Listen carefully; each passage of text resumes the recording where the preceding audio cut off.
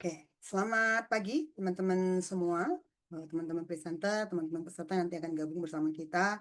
Ini hari ke-7 ya, hari Sabtu hari ke-7 KCIF 2025 atau Third Annual Kartini Conference on Indonesian Feminism. Sudah seminggu, sudah 7 hari ini berjalan, tidak terasa besok hari terakhir KCIF dari pagi sampai malam penuh. Kalau teman-teman mendatangi sesi-sesi dan juga panel ya. Oke, hari ini kita masuk di panel 746, jadi masih ada 10 panel lagi sampai besok ya. Dan di panel 746 ini judul panelnya adalah Agensi dan Transformasi Pekerja Rumah Tangga Migran Indonesia. Selamat datang semua peserta dan presenter, juga chair panel. Ini adalah ini merupakan panel salah satu panel yang saya organisasi langsung, gitu ya. Dan terima kasih untuk semua presenter yang bersedia. Saya kontak dan menjadi presenter di panel ini juga chair panel kita, Mbak Nur. Terima kasih banyak. Baik, saya langsung saja menyerahkan forum ke Mbak Nur ya. Mbak Nur Chayati, PhD dari Hankook University of Foreign Studies Korea Selatan. Jadi langsung saja 15 menit ya, dan teman-teman peserta nanti bisa melalui Q&A untuk bertanya atau raise hand langsung. Silakan Mbak Nur, forum saya serahkan ke Mbak Nur, selamat berdiskusi. Baik, terima kasih Mbak Ira atas waktu yang diberikan. Assalamualaikum warahmatullahi wabarakatuh. Selamat pagi, selamat siang, selamat malam, karena ini sebenarnya acara ini diikuti oleh orang dari berbagai penjuru dunia. Uh, Selamat hari ini kita menghadiri panel 746 yang bertema Agensi dan Transformasi Pekerja Rumah Tangga Migran Indonesia. Dalam kesempatan ini, saya akan bertindak selaku chair yang akan memandu jalannya panel selama kurang lebih 90 menit ke depan. Oke, dan panel ini akan menghadirkan 4 presenter. Ada Mas Adrian Lim dari Pusat Penelitian Kependudukan dan Gender Fakultas Psikologi Universitas 11 Maret Surakarta. Kemudian ada Mbak Diah Irawati, PhD dari Let's Talk State University of New York of Binghamton. Kemudian ada Mbak Angga Unita Kiranantika dari Departemen Sosiologi Universitas Negeri Malang, dan Mas Masyur Hilmi dari University of New South Wales, Sydney, Australia. Jadi nanti panel ini akan dibagi ke dalam dua bagian, dalam dua sesi. Sesi yang pertama adalah sesi paparan materi oleh keempat presenter, dan nanti akan disusul sesi tanya jawab. Jadi nanti kalau ada peserta yang ingin menyampaikan pertanyaan, jadi silahkan nanti dituliskan di kolom chat atau boleh menanyakan secara langsung melalui tombol atau simbol raise hand. Baik. Jadi tiap presenter nanti ada memiliki waktu 15 Mbak Nur, menit. maaf, Ya. di kolom chat, jangan di kolom chat tapi di kolom Q&A. Oke, Q&A. baik. Oke, baik. Jadi untuk pertanyaan nanti disampaikan di kolom Q&A. Baik. Untuk menyingkat waktu, jadi nanti tiap presenter akan memiliki waktu kurang lebih 15 menit untuk memberikan paparan. Jadi mengingat terbatasnya waktu, saya berharap presenter mengakhiri presentasinya begitu alokasi waktunya habis. Jadi saya akan mengingatkan kepada presenter ketika waktu tersisa 3 menit dan akan memutus presentasi presenter apabila waktu memang benar-benar sudah habis. Oke, untuk yang pertama saya persilahkan kepada Mas Andrian untuk menyajikan makalahnya yang berjudul Liku-Liku Pekerja Rumah Tangga Migran Indonesia, Studi Kasus Penelitian Tindakan Partisipatif. Kepada Mas Adrian dipersilahkan.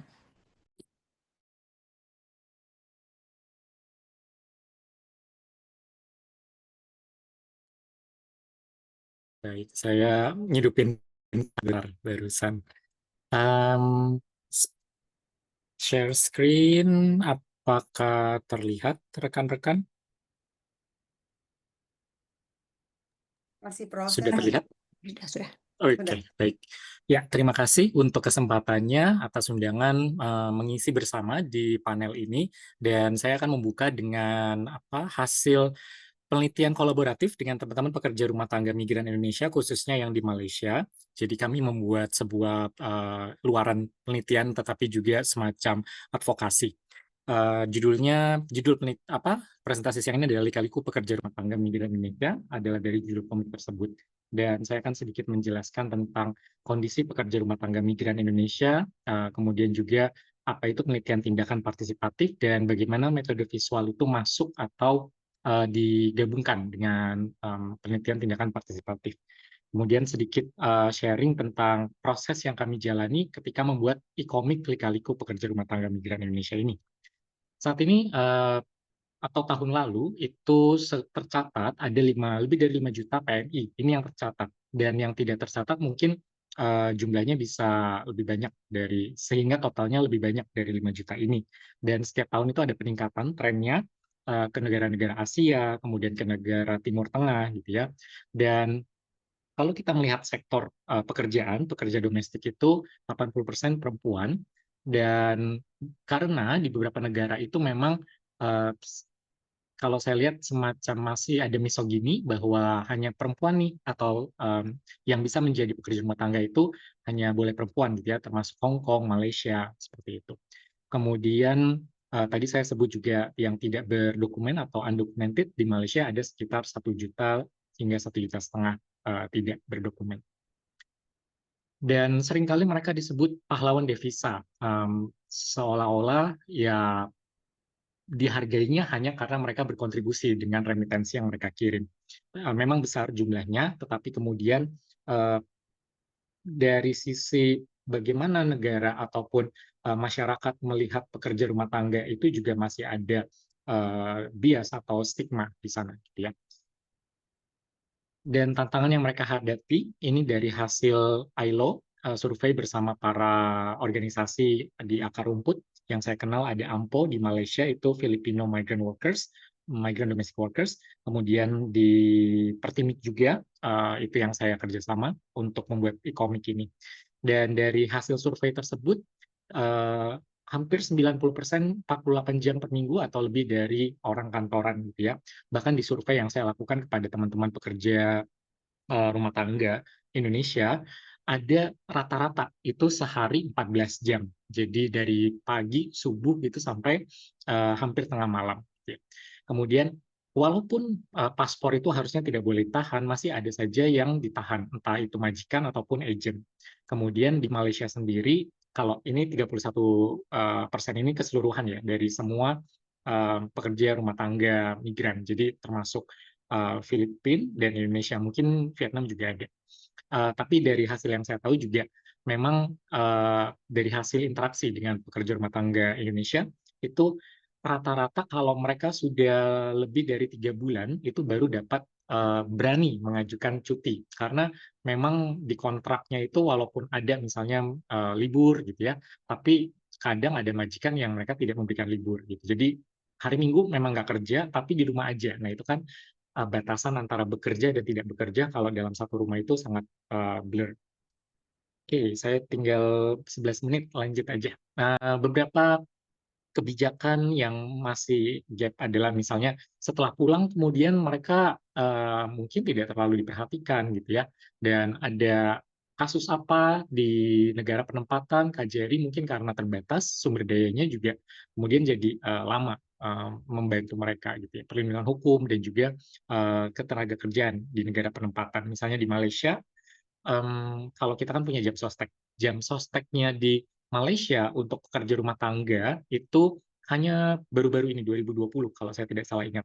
Karena pekerja rumah tangga memang berbeda peraturannya dengan pekerja migran di sektor lainnya, misalnya konstruksi, perhotelan gitu ya. Jadi memang lebih riskan. Nah, untuk menjawab beberapa hal yang menjadi pertanyaan, metode visual itu dapat mengatasi hambatan bahasa, misalnya, dan juga meningkatkan hambatan literasi gitu ya, bagi para peserta nanti yang berkontribusi.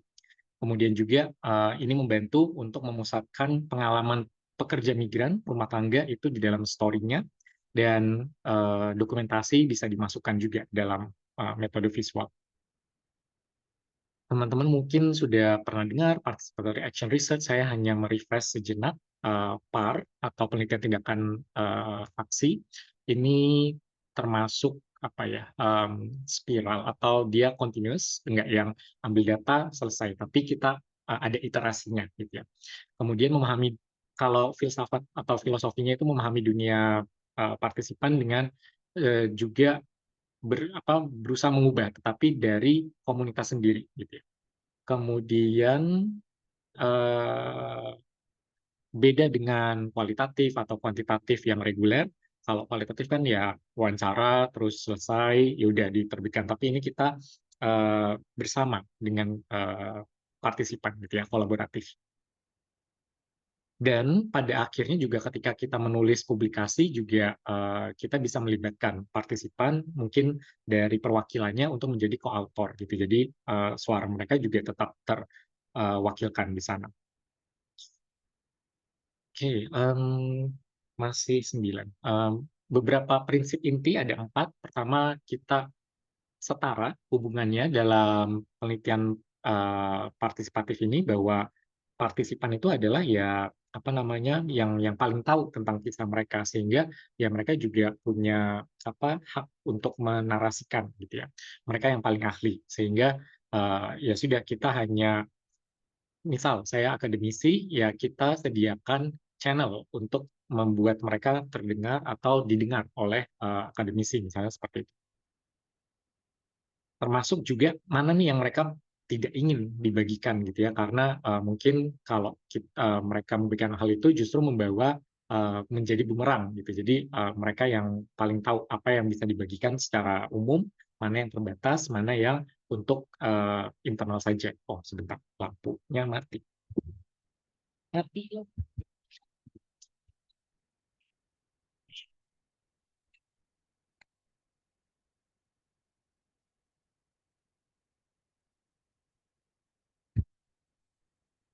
Maaf untuk kendala teknis. Selanjutnya, pencipta. Oke, sama seperti yang barusannya, co-creation knowledge, mereka yang paling tahu, sehingga kita terlibat bersama. Kemudian ada tindakan, karena kalau beda dengan penelitian yang umum, survei selesai, misalnya tadi yang ILO, udah nih selesai survei. Tetapi kalau participative action research berarti dari hasil tersebut apa yang bisa dilakukan gitu ya, bisa konsultasi, diskusi dengan pengambil kebijakan atau produk lainnya atau output lainnya gitu. Kemudian dari hasil advokasi tadi balik lagi komunitas mereka yang memperjuangkan gitu ya, jadi kita membantu di prosesnya. Oke, kemudian metode visual, ini karena misal di Malaysia itu ada dari berbagai daerah, kalau pakai bahasa Indonesia ya oke, tetapi mungkin ada yang masih lekat dengan bahasa daerahnya. Kalau pakai visual mungkin lebih kuat pesan yang disampaikan, gitu ya. Kemudian mereka juga bisa terlibat dalam penentuan bagaimana visual itu dibuat visualisasinya. Dan orang akan cenderung pembaca ataupun masyarakat lebih tertarik biasanya kalau melihat gambar daripada membaca, sehingga bisa lebih menarik perhatian. Oke, saya share sedikit tentang apa yang kami lakukan tahun lalu. Komik elektronik sama seperti komik biasa, tapi ini hanya versi digital karena memang kami buat dua sebetulnya. Jadi pertamanya e-komik, tapi memang beberapa eksemplar itu dicetak buat kalau teman-teman Pertimik tadi ya, Persatuan Pekerja Rumah Tangga Indonesia di Malaysia, kalau mereka outreach ke daerah mana gitu, mereka bisa kasih. Karena tadi tidak disebutkan di dalamnya laporan ILO tadi, ada pekerja rumah tangga itu yang dia nggak boleh pegang HP. Karena majikannya takut nanti nggak fokus kerja, atau nanti dia mau berbuat jahat dan seterusnya gitu. Jadi ada asumsi-asumsi tertentu. Nah, makanya kami buat juga yang komik biasa. Balik ke e-komik, ini menggabungkan cerita apa yang teman-teman alami. Tadi misalnya kerja dari pagi, dari subuh sampai tengah malam dan seterusnya. Jadi untuk memberikan gambaran bahwa ini yang terjadi gitu ya. Walaupun tidak semua memang, maka kemudian di ceritanya itu juga dibuat bersama skenarionya gitu ya. Karakter utamanya ini yang pekerja rumah tangga yang bekerja di Malaysia, dan storyline-nya itu adalah dari dia dapat informasi gimana nih, atau apa sih yang mendorong seseorang itu, khususnya yang orang muda, perempuan muda di Indonesia mau sampai bekerja di luar negeri sebagai pekerja rumah tangga. Jadi storyline-nya seperti itu. Kemudian selain menceritakan kisahnya, kita juga ada edukasi. Misalnya, oh contoh kontrak yang benar itu poin-poinnya ini. Kemudian juga kalau dari KJRI itu template-nya bisa diambil di mana. Jadi ada unsur edukasinya juga. Kemudian bagi mereka yang sudah ada di negara penempatan atau di Malaysia, kita kasih informasi misalnya NGO, LSM yang dia bisa memberikan biasanya membantu pekerja rumah tangga migran ataupun pekerja migran secara umum. Ya. Jadi sebagai sumber dukungan sosial secara tidak langsung. Nah, ini covernya. Jadi kalau ditekuk kan yang bagian depan itu yang ada judulnya, kelihatan ya seperti agak tersenyum, tapi juga agak ambigu gitu ya wajahnya. Nah, idenya waktu itu adalah kemudian di layar di halaman belakangnya itu baru terlihat bahwa pekerjaan rumah tangga itu banyak banget gitu ya. Jadi ini ide dari teman-teman Pertimik sendiri. Oh ya itu nanti gambarnya yang belakang tuh baru dikasih lihat bahwa kerjaan kita itu banyak gitu. Jadi ilustrator kami Irwan mungkin bekerja sama juga dengan KIDC. Panggilannya Irwan, itu kemudian berhasil menerjemahkan itu dalam visual seperti ini. Gitu. Nah Maaf, ini waktu tinggal 3 tadi menit, Mas author, Adrian. jadi kami mengundang Mbak Nasrika sebagai advisor. Dia pendiri Pertimik, salah satu pendirinya, sekarang advisor. Jadi walaupun hanya satu, tetapi Mbak Nasrika juga berkomunikasi dengan teman-teman di Pertimik. Kemudian ini Irwan ilustratornya, dan sambutannya dari Mbak Uli sebagai ketua Pertimik pada saat itu. Oke, 3 menit. Ada 7 chapter. Ini dari yang chapter 1 itu perkenalan tentang tokoh utama. Kemudian ini sedikit flashback. Terus juga edukasi gitu ya untuk mereka yang calon tenaga kerja rumah tangga. Ada calo gelap, ada yang lain-lain gitu. Jadi ada unsur edukasinya juga bagi mereka yang baru mau mempertimbangkan. Kemudian di lapangan seperti apa, ada praktik-praktik yang dapat membahayakan atau membuat resiko pada pekerja rumah tangga migran. Kemudian ini pengalaman saya di Macau, jadi sebelum di Malaysia sempat 2 tahun di Macau, bagaimana pekerja rumah tangga di sana juga harus milih kalau dia pulang nggak bisa masuk lagi, berarti kehilangan pekerjaan, yang artinya juga tidak bisa memberikan kepada keluarga. Nah, banyak yang kemudian stay di Macau, tapi kemudian ya uh, melihat keluarganya meninggal, dikuburkan hanya lewat video. Jadi kita masukkan di sini. Untuk pembelajaran, jika nanti ada situasi serupa, apa yang harus dilakukan? Oke, tinggal 1 menit saya agak ngebut. Nah, ini contoh yang tadi gitu ya. Ada beberapa instansi yang kita masukkan informasinya. Behind the scene itu cukup lama, sekitar 8-9 bulan gitu ya untuk membuat semua selesai. Sering ada FGD sampai malam-malam gitu. Ada beberapa perwakilan. Oh ini harusnya begini. Salah satunya misalnya tadinya itu mau dibuat usia 18, tapi ternyata peraturan terbaru itu minimal kalau nggak salah umur 20 tahun. Nah, jadi diganti tanggal lahirnya gitu. Jadi kalau tanpa ada diskusi seperti itu, kami, Irwan dan saya juga nggak akan tahu ada error seperti itu gitu ya. Itu pentingnya untuk kita melibatkan partisipan. Kemudian kenapa Jawa Timur? Karena memang paling banyak dari Jawa Timur misalnya gitu. Terus ini misalnya, ternyata ada perjanjian yang ternyata merugikan. Nah, ini kita kasih contoh yang betul tuh seperti ini gitu ya.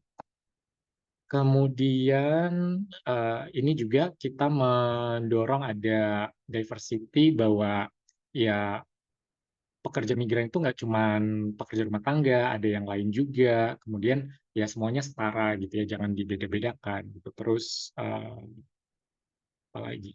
Nah, ini launchingnya soft launching di Mas Pertimik. Adrian, Kemudian mohon ini maaf, dengan pada waktunya hari habis. pekerja rumah tangga internasional tanggal 16 Juni tahun lalu.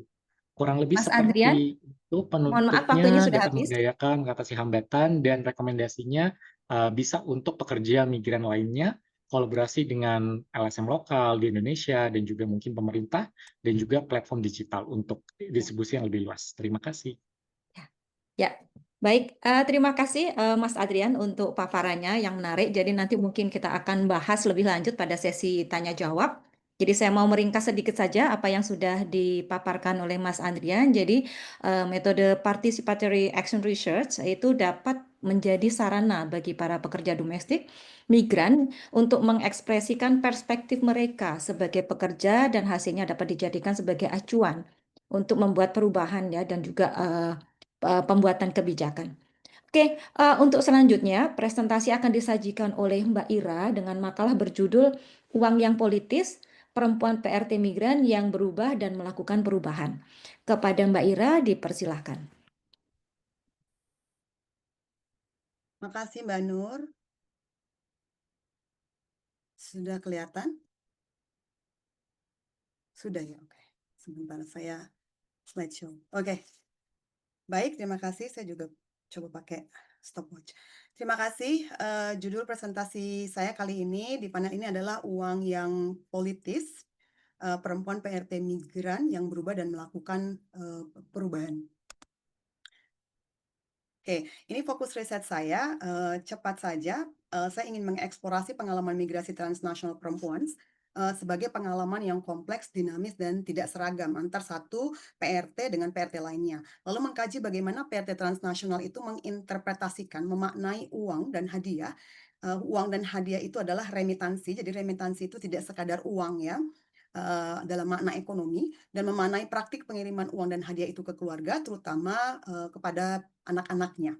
Menginvestigasi implikasi pemahaman baru praktik pengiriman uang dan hadiah itu ke ibu transnasional, karena memang interlokutor atau subjek etnografi atau penelitian saya adalah ibu.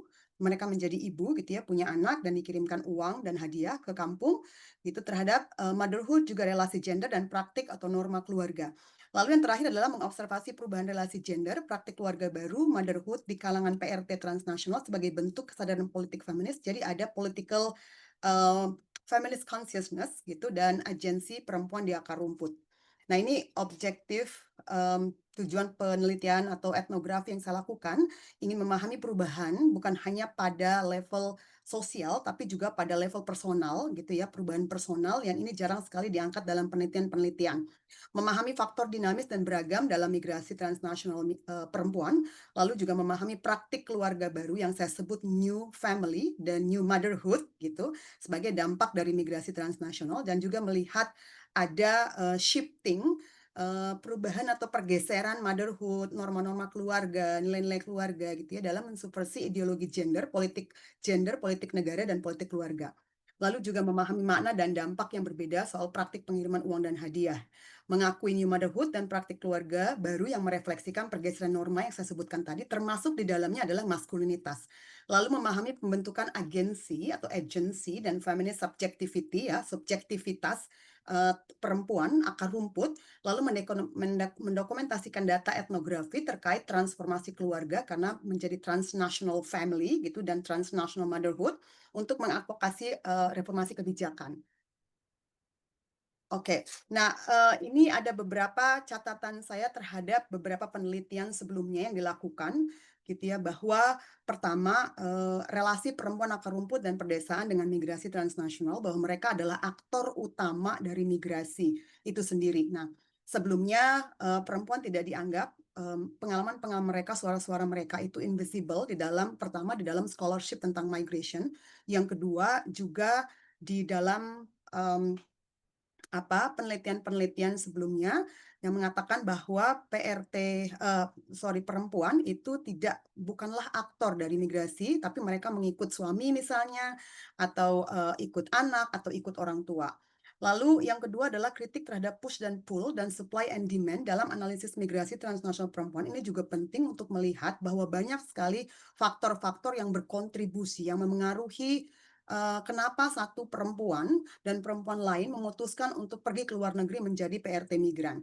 Jadi bukan hanya sekedar push dan pull supply and demand, misalnya untuk menghindari stigma janda di Lombok, misalnya di Lombok Barat dan Lombok Timur yang saya temui. Lalu untuk kemudian menghindari atau lari ya sebagai katarsis dari KDRT atau kekerasan dalam rumah tangga yang dialaminya. gitu, untuk juga menghindari dari patriarki atau ketidakadilan gender atau peran gender dalam keluarga misalnya atau dalam masyarakat gitu. Di samping mereka juga ingin mencari social, cultural, linguistic capital gitu ya, tidak hanya ekonomi kapital tapi juga butuh pengalaman. Nah, kemudian pendekatan struktural ini juga menjadi salah satu kritik saya, di mana globalisasi, neoliberalisme gitu ya, termasuk rezim migration regime gitu, dan you name it, semua struktur-struktur besar itu dianggap sebagai katalisator, sebagai perubah gitu ya, yang mengubah misalnya transnational family, yang menyebabkan transnational family yang mengubah norma-norma sosial dalam masyarakat gitu ya, terutama peran gender misalnya. Nah, padahal aktor utamanya adalah PRT itu sendiri, mereka yang bermigrasi, mereka yang menjalankan transnational families dan transnational motherhood gitu. Nah, sehingga ini merupakan simplifikasi kalau misalnya kita melihat bahwa ini ada struktur loh, struktur ini neoliberalisme loh, globalisasi lah, yang kemudian menciptakan perubahan gitu. Nah, ini ada reduksi terhadap pengalaman-pengalaman personal dan individu yang unik dan berbeda. Lalu beberapa penelitian juga fokus pada the dark side of migration gitu. Misalnya lebih banyak fokus pada bentuk-bentuk penganiayaan, kekerasan gitu, yang kemudian melemahkan agensi dan tidak melihat ada perlawanan-perlawanan, ada atau resistensi atau negosiasi, atau bagaimana perempuan PRT migran ini menavigasi isu atau kekerasan misalnya yang dialaminya gitu ya, untuk keluar, entah itu kekerasan dari negara, kekerasan dari penyalur tenaga kerja atau recruiter, atau misalnya dari pemberi kerja itu sendiri, atau mereka berusaha untuk menjadi agen perubahan bagi diri mereka sendiri dan keluarga serta di masyarakat. Ini sering tidak dilihat, ini yang disebut dalam antropologi the dark anthropology gitu ya. Nah, perempuan akar rumput dan pedesaan sebagai aktor dalam migrasi transnasional. Kemudian ini konteks dan latar belakang. Pertama, ekonomisasi remitansi. Nah, ekonomisasi remitansi itu biasanya remitansi atau uang itu hanya dimaknai sebatas ekonomi, gitu ya. Dia mempunyai makna market gitu ya, pasar, yang kemudian tidak ada makna non-ekonomi, tidak ada makna sosial, budaya, politik di dalam uang itu sendiri. Dan permaknaan uang pun ini diambil alih oleh negara. Tadi Adrian sudah mengatakan pahlawan devisa, gitu ya. Dan itu narasi yang dibangun gitu ya oleh negara, dilanggengkan oleh media, pemberi kerja dan juga recruiters gitu ya, untuk memanipulasi bahwa PRT ini, perempuan-perempuan ini bisa dimanipulasi dan direkrut gitu ya sebagai PRT migran karena mereka itu pahlawan gitu. Padahal mereka tidak merasa mereka pahlawan karena memang tidak dipahlawankan, satu. Yang kedua, karena mereka dilihat hanya sebagai mesin uang gitu, yang kemudian memberikan banyak keuntungan bagi negara dan bagi perusahaan-perusahaan tenaga kerja yang merekrut gitu ya.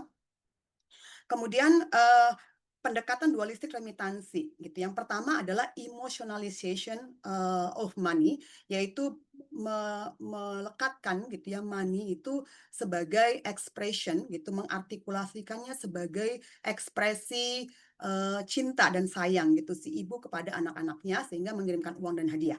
Lalu yang kedua adalah economization atau commercialization and commodification of care and love gitu ya, bahwa ini ada komodifikasi loh, si ibu-ibu PRT migran ini mengirimkan uang karena mereka tidak bisa hadir secara fisik gitu ya terhadap anak-anaknya, tidak bisa memberikan care langsung.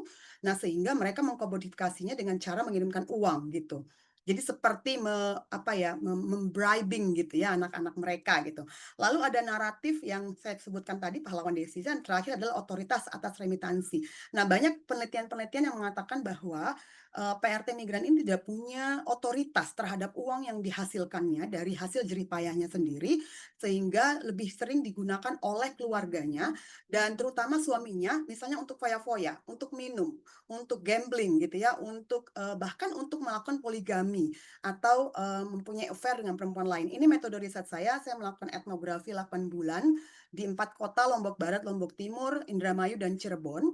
Lalu 6 bulan interview mengikutinya setelah itu melalui online dan diskusi karena ini pada saat COVID 2021 gitu sehingga memang etnografinya perlu diperpendek. Lalu FGD, Focus Group Discussion dan Group Interview sesuai dengan kebutuhan dan keinginan interlokutor atau subjek riset saya sendiri. Saya menginterview 100 PRT migran, 40 anggota keluarga, 15 tokoh kunci. Saya menggunakan field notes, ada participant observation, ada dialog, conversation baik informal gitu ya dan casual. Lalu ada aktivitas kolaboratif dan saya menamakan ini sebagai feminist ethnography politically engaged action yang melibatkan aktivisme. Nah, ini konseptual framework yang saya gunakan, perempuan dan migrasi transnasional, dinamika keragaman bentuk keluarga, motherhood di antara opresi dan liberasi dan makna yang berbeda, unik dan beragam tentang uang dan hadiah gitu. Saya tidak akan lebih detail menjelaskan, tetapi saya langsung saja ke temuan etnografi. Yang pertama adalah perempuan akar rumput dan migrasi transnasional. Ternyata banyak sekali faktor gitu ya, yang menyebabkan perempuan itu keluar negeri untuk menjadi pekerja rumah tangga migran dan polanya berubah gitu ya. Nah, yang pertama ada gender practice gitu ya, bahwa ada feminization of migration, feminization of domestic work gitu ya, dan domestic worker yang awalnya invisible gitu ya. Nah, sekarang perempuan-perempuan bisa otonom, mereka bisa memutuskan sendiri, mengambil keputusan untuk bermigrasi, seperti yang saya temui di 100 orang riset subjek saya gitu, mengatakan bahwa tidak ada satupun yang memaksa mereka untuk bermigrasi gitu. Nah, banyak jalan ternyata atau trigger yang berkontribusi ya, yang tadi saya sudah sebutkan. Dan yang ketiga, mereka memisahkan pengalaman PRT mereka dengan migrasi yang ini belum ada dalam penelitian-penelitian sebelumnya. Nah, ini kontribusi saya untuk melihat dari perspektif yang berbeda. Ternyata PRT migran itu memisahkan antara pengalaman domestic worker gitu ya dengan migrasi gitu, di mana migrasi itu dipandang sebagai pengalaman yang extraordinary, yang enchanting, yang joyful gitu ya, yang memberikan mereka banyak kenikmatan-kenikmatan dan privilege. Tapi ketika menjadi pekerja rumah tangga, ada banyak juga sebagian yang merasa senang, tapi tidak banyak juga yang kemudian merasa dan banyak juga yang merasa bahwa oh ini yang seperti dikatakan oleh Adrian tadi ya, dieksploitasi, manipulasi oleh pemberi kerja misalnya, atau kekerasan 24 jam ya, on call, always on call. Nah, itu juga dialami oleh PRT migran. Lalu konsumerisme, mereka selalu dianggap sebagai consumerist gitu ya, tanpa melihat atau membuat analisis yang adil tentang konsumerisme itu sendiri. Lalu everyday cosmopolitanism, mereka juga adalah bagian dari yang disebut dengan di dalam literatur adalah everyday cosmopolitanism, dan mereka mengaku mereka sebagai global women gitu ya. Kemudian ada naratif tentang mereka juga modern. Nah, yang kedua adalah ibu transnasional, motherhood yang kritis dan transformatif gitu. Pertama, mereka menolak mitos ideal tentang mothers. Kenapa? Karena mereka berjauhan dengan anak-anak mereka, dengan keluarga, menjalani keluarga dengan jarak jauh gitu ya, transnational mothers. Dan dengan menjadi PRT migran, mereka mengatakan bahwa saya adalah ibu yang bertanggung jawab gitu. Jadi bukan ibu yang abai, neglect terhadap anak-anaknya gitu ya. Kemudian mereka menolak narasi mainstream tentang mother blaming dan guilt feeling. Jadi tidak ada perasaan bersalah meninggalkan anak karena mereka menjadi ibu yang bertanggung jawab gitu. Dan kemudian mereka juga menolak kodrat gitu ya, bahwa motherhood itu bukan kodrat gitu. Mereka bisa mendelegasikan misalnya motherhood kepada orang lain gitu, pada keluarga atau anggota lain, bahkan bernegosiasi dengan suami untuk menjaga anak dan atau merawat anak gitu ya. Nah, kemudian ada perubahan di keluarga, nilai-nilai keluarga gitu ya, yang saya sebut Maaf kemudian Mbak Ira, keluarga waktunya tinggal 3 transnasional. menit. Ya, gender revolution gitu ya, di mana laki-laki juga terlibat. Ada maskulinitas baru di sana. Lalu virtualizing intimacy, di sini saya menyebutnya virtual family gitu ya, flexible dan fluid family, di mana perempuan menjadi breadwinner dan bukan hanya itu, tapi juga kepala keluarga gitu. Nah, kemudian yang terakhir adalah political money dan affect gifts. Saya menamakannya political money. Kenapa? Karena money itu ternyata bisa political gitu ya, dan bisa dijadikan alat sebagai alat negosiasi dengan suami gitu ya. Beberapa PRT mengatakan bahwa saya mengancam suami saya gitu untuk stop mengirimkan uang kalau uang itu digunakan untuk misalnya pesta pora, atau mereka punya simpanan gitu ya, atau selingkuhan, atau mereka mau poligami dan lain sebagainya. Atau bahkan di Lombok sendiri ini hal yang subversif yang saya temui, perempuan justru menuntut ke pengadilan untuk bercerai dengan suaminya gitu.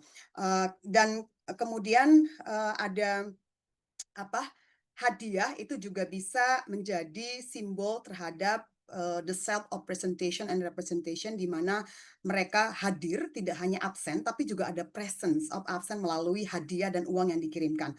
Lalu mereka mengcounter naratif tentang komodifikasi cinta tadi, bahwa mereka tidak mengkomodifikasi itu sesuai dengan beberapa hasil penelitian yang ada sebelumnya, dan mereka menunjukkan bahwa mereka itu adalah pious parents, jadi ibu yang taat gitu ya, ibu yang, atau ada filial piety, nilai-nilai piety, kesalehan di sana gitu.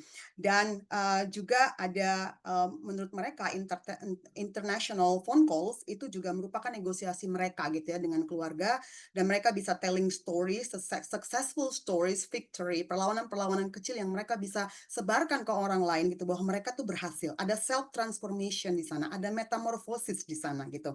Dan kemudian yang terakhir adalah social class dan otoritas, bahwa sosial mereka itu berubah, ada perubahan loh gitu di sosial kelas mereka, tapi ini tidak diakui oleh masyarakat gitu ya, bahwa mereka itu punya sosial kelas yang berbeda, otoritas mereka pun berbeda gitu ya. Nah, terakhir ada pernyataan yang menarik di sini yang dikatakan oleh PRT migran sebelumnya. Mereka mengatakan bahwa saya punya uang, tapi saya PRT gitu. Nah, bedakan dengan narasi yang sekarang yang saya temukan, mereka mengatakan saya PRT migran dan saya punya uang. Nah, itu berbeda. Dua kalimat itu berbeda. Yang pertama menunjukkan otoritas gitu ya, menunjukkan bahwa mereka punya agensi gitu ya, punya kuasa atas dirinya, atas uangnya, dan bagaimana mereka menginterpretasikan uangnya itu adalah sesuai dengan pengalaman mereka sendiri yang berbeda dan unik. Tetapi yang pertama, narasi yang sebelumnya, mereka tidak punya kepercayaan diri. Jadi meskipun mereka punya uang, tetap aja mereka PRT, direndahkan gitu ya, tidak diakui sebagai pekerja misalnya di dalam konteks Indonesia. Itu saja Mbak Nur dan teman-teman, terima kasih. Sedikit ini saya tidak akan bacakan panel reflection, tapi sedikit feminist etnografi sebagai feminist activism buat saya. Ini cerita sampingan ya dari lapangan ya, bahwa etnografi, saya melakukan Maaf, etnografi waktunya habis, feminis Mbak Ira. sebagai aksi politis dan sosial, dan sebagai pelibatan komunitas dan juga aktivitas kolaboratif. Terima kasih. Ya, terima kasih Mbak Ira atas paparannya. Menarik sekali paparan yang diberikan oleh Mbak Ira tentang bagaimana perubahan-perubahan yang terjadi di dalam masyarakat sebagai akibat dari migrasi dan cara-cara perempuan menjalankan kegiatannya sebagai buruh migran. Jadi cara-cara dia mengamalkan agency mereka ternyata dengan satu dan lain cara ternyata telah dapat membentuk dan bisa merubah struktur dan juga relasi gender yang ada di dalam masyarakat. Oke, nanti kita akan bisa lanjutkan melalui forum diskusi. Untuk selanjutnya, kita persilahkan kepada presenter yang ketiga, Mbak Angga, untuk memulai presentasinya yang berjudul Membingkai Transformasi Gender pada Perempuan Pekerja Migran Indonesia. Kepada Mbak Angga, dipersilahkan. Ya, terima kasih untuk waktunya Mbak Nur dan teman-teman semua. Jadi untuk mempersingkat waktu, apakah slide saya sudah terlihat? Baik. Langsung saja saya mulai dan kita melanjutkan di dalam diskusi. Jadi dalam pagi hari ini saya akan membicarakan tadi apa yang sudah disampaikan oleh Mbak Ira sebenarnya ya, tapi ini dalam konteks yang saya temui di Hong Kong. Jadi tadi fokusnya latar belakangnya adalah memang dari perempuan yang saat ini bekerja menjadi roda penggerak perekonomian dalam masyarakat, dan profesi mereka adalah sebagai pekerja migran Indonesia. Di sini yang kita bisa lihat kalau di Hong Kong itu mereka bekerjanya dalam ranah domestik, yaitu sebagai asisten rumah tangga. Ya, nah sehingga di sini terjadi perubahan stereotip secara negatif ya kalau kita melihat dari konteks sosial. Perempuan-perempuan ini berusaha untuk merubah stereotip pembantu, asisten rumah tangga atau pekerjaan secara domestik ya, menjadi stereotip yang menurut mereka itu berbeda gitu ya, yang dihadapi oleh perempuan pekerja migran ini. Lalu kalau kita bicara dari data tadi, dari presenter sebelumnya juga menyampaikan bahwa memang banyak dari pekerja migran Indonesia yang berasal dari kantong-kantong pekerja migran secara regional ya di Indonesia, dari Jawa Timur, dari NTB, NTT, Lampung, yang kemudian saya temui ketika saya melakukan riset ini di Hong Kong. Nah, bagi mereka ini adalah sebuah kesempatan untuk mengaktualisasikan dirinya melalui sektor publik juga, selain dari remittance. Sehingga dalam konteks gender ini juga merupakan ruang gerak bagi perempuan yang juga terbebani dengan konteks budaya patriarki yang didasarkan pada relasi kuasa gender pada perempuan. Lalu, kalau kita melihat dari konteks national migration-nya, ini juga mereka, adalah sebuah fenomena sosial yang semakin marak untuk dilakukan kalau kita melihat dari konteks tren dari 2018 sampai 2024. Nah, gambaran ini kemudian juga, terlihat terutama pada perempuan di Jawa Timur yang kemudian saya temui di Hong Kong, ya, yang kemudian melakukan migrasi. Namun, pada penelitian yang sudah saya lakukan ini, yang saya presentasikan ini, saya berfokus pada, sektor, rumah tangga yang ada di Hong Kong. Saya menggunakan kerangka berpikir dari feminis eksistensialisme, yaitu, perempuan itu bisa bekerja dan meraih kesetaraan di dalam ranah publik. Sehingga saya lebih mengidentifikasi untuk bagaimana mereka melakukan ideologi gender, ya, dan untuk meningkatkan agensinya sebagai seorang perempuan yang, berusaha mendobrak budaya patriarki tersebut dengan pergi ke Hong Kong. Kemudian ini, ya saya menggunakan kualitatif dengan, fenomenologi ya, jadi memang mencari neutrality ketika melakukan, riset, ya. Lalu, yang saya temukan, di sana, penguatan identitas dalam, perempuan pekerja migran dapat dipahami dalam 2 kerangka ini. Yang pertama adalah konstruksi sosial dan yang kedua relasi kuasa sebagaimana juga dijelaskan oleh Foucault kalau kita belajar, tentang ilmu sosial. Nah, namun saya lebih berfokus pada, eksistensialisme, secara feminis ya, dalam konteks aktor, pekerja migran yang berangkat ke Hong Kong itu ditangkap sebagai sebuah konstruksi, ya, karena mereka, punya preferensi pendidikan, lingkungan sosial yang, berbeda-beda. Nah, ketika saya tanya, mereka mengaku bahwa, pandangan dan konsep yang berbeda atas stereotype. Dan itu maknanya adalah sebuah kebanggaan yang pertama dan kedua adalah untuk pemenuhan kebutuhan hidup. Jadi memang, tadi saya memperkuat juga temuan apa yang, disampaikan oleh, Mbak Ira gitu, bahwa mereka merasa bangga karena dulunya hanya bekerja pada, konteks domestik yang ada di rumah, itu hanya di dalam konteks lokal ya, tapi sekarang mereka bisa menembus, ruang, batas, waktu secara internasional ya. Itu menurut mereka adalah sebuah aktualisasi diri yang menurut, perempuan pekerja migran di Hong Kong itu adalah sebuah prestis gitu, karena tidak semua orang bisa mendapatkannya, itu. Kemudian ada yang, berpikir bahwa, eksistensi mereka itu tidak hanya menjadi seorang petani, buruh tani, atau buruh pabrik. Jadi mereka menganggap bahwa bekerja di Hong Kong menjadi pekerja migran itu adalah, jalan yang dianggap lebih baik begitu. Karena, pemenuhan kebutuhan hidup tidak menutup mata, remitensi yang mereka hasilkan jumlahnya dari apa namanya, secara rupiah juga jumlahnya lebih tinggi dibandingkan, profesi-profesi yang biasanya berada di luar sektor domestik seperti, buruh tani atau buruh pabrik di Indonesia. Ya, kemudian dilihat dari struktur patriarkal ya, ini biasanya kalau kita bicara tentang relasi kuasa gender itu menjadi hak otonom bagi laki-laki. Tetapi dalam pengambilan keputusan dan, lainnya ini pihak istri akhirnya juga, mempunyai ya, sehingga, mempengaruhi pada pembagian kerja pada keluarga pekerja migran, seperti itu ya, sehingga mereka bisa bekerja di, luar negeri. Artinya apa? Karena dari sebagian, setelah dari saya analisis, yang saya interview adalah rata-rata mereka yang, berstatus sebagai seorang istri, artinya semakin tinggi penghasilan suami, maka kekuasaan di dalam keluarga, kalau dalam konteks gender juga semakin tinggi. Tapi di sini ternyata perempuan juga mampu menjadi breadwinner ya, bahwa dia juga mampu menghasilkan earning money yang jumlahnya juga tidak sedikit, sehingga ini juga tidak bisa dipandang sebelah mata.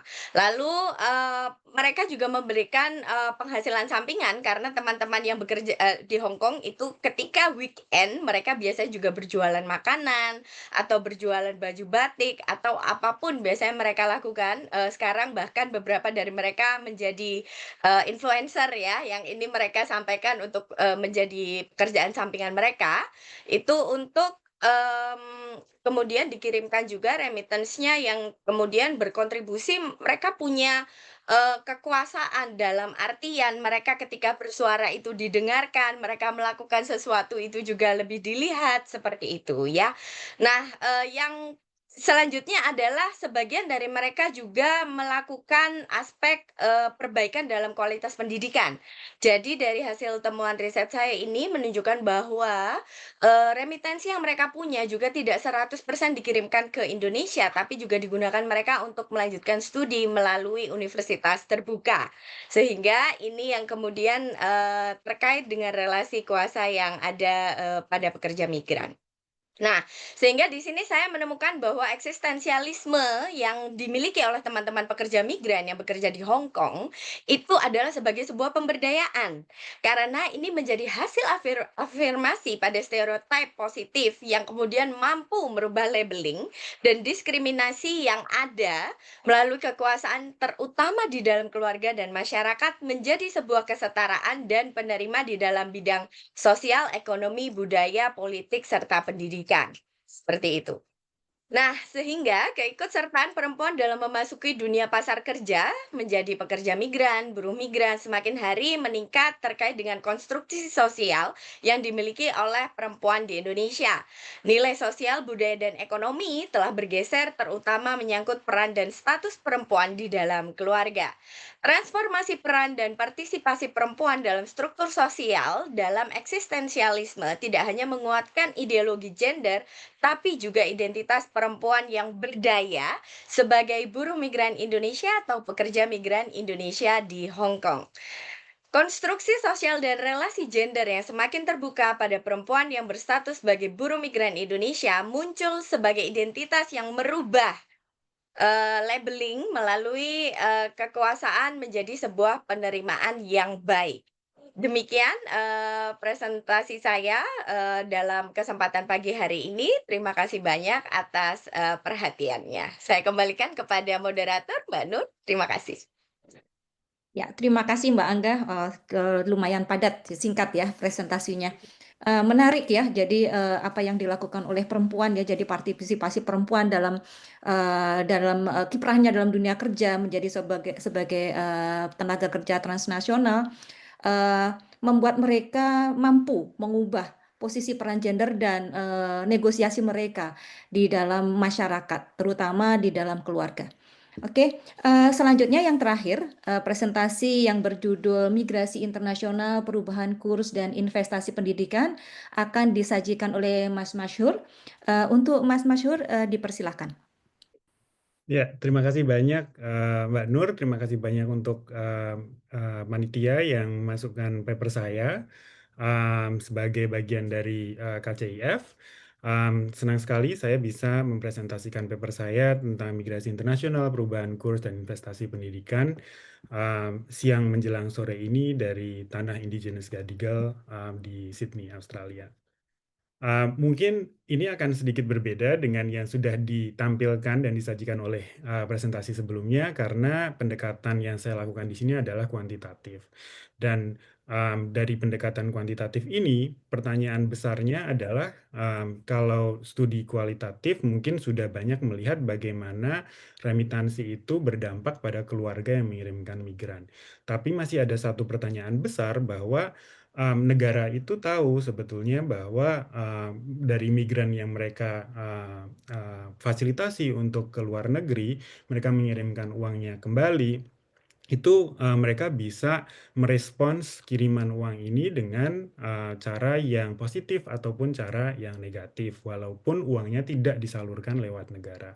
Ini masih menjadi suatu pertanyaan besar di ilmu ekonomi, terutama karena pendekatan remitansi ini uangnya kayak agak-agak goib begitu, jadi agak sulit untuk dilacak secara keseluruhan di level negara, lalu di level subnegara, sehingga biasanya itu hanya perbandingan antara satu negara dengan negara yang lain, bagaimana mereka memberikan fasilitas umum kepada masyarakatnya, dan membandingkan negara mana yang mengirimkan migran sedikit dan banyak. Namun kesulitannya adalah ketika kita membandingkan dua negara yang berbeda di literatur ilmu ekonomi, sistem pemerintahan kedua negara itu pun berbeda, sehingga fasilitas-fasilitas umum ketika ada perbedaannya mungkin bukan karena pengaruh remitansi, mungkin bukan karena pengaruh migran, tapi memang karena pengaruh sistem pemerintahannya saja yang berbeda.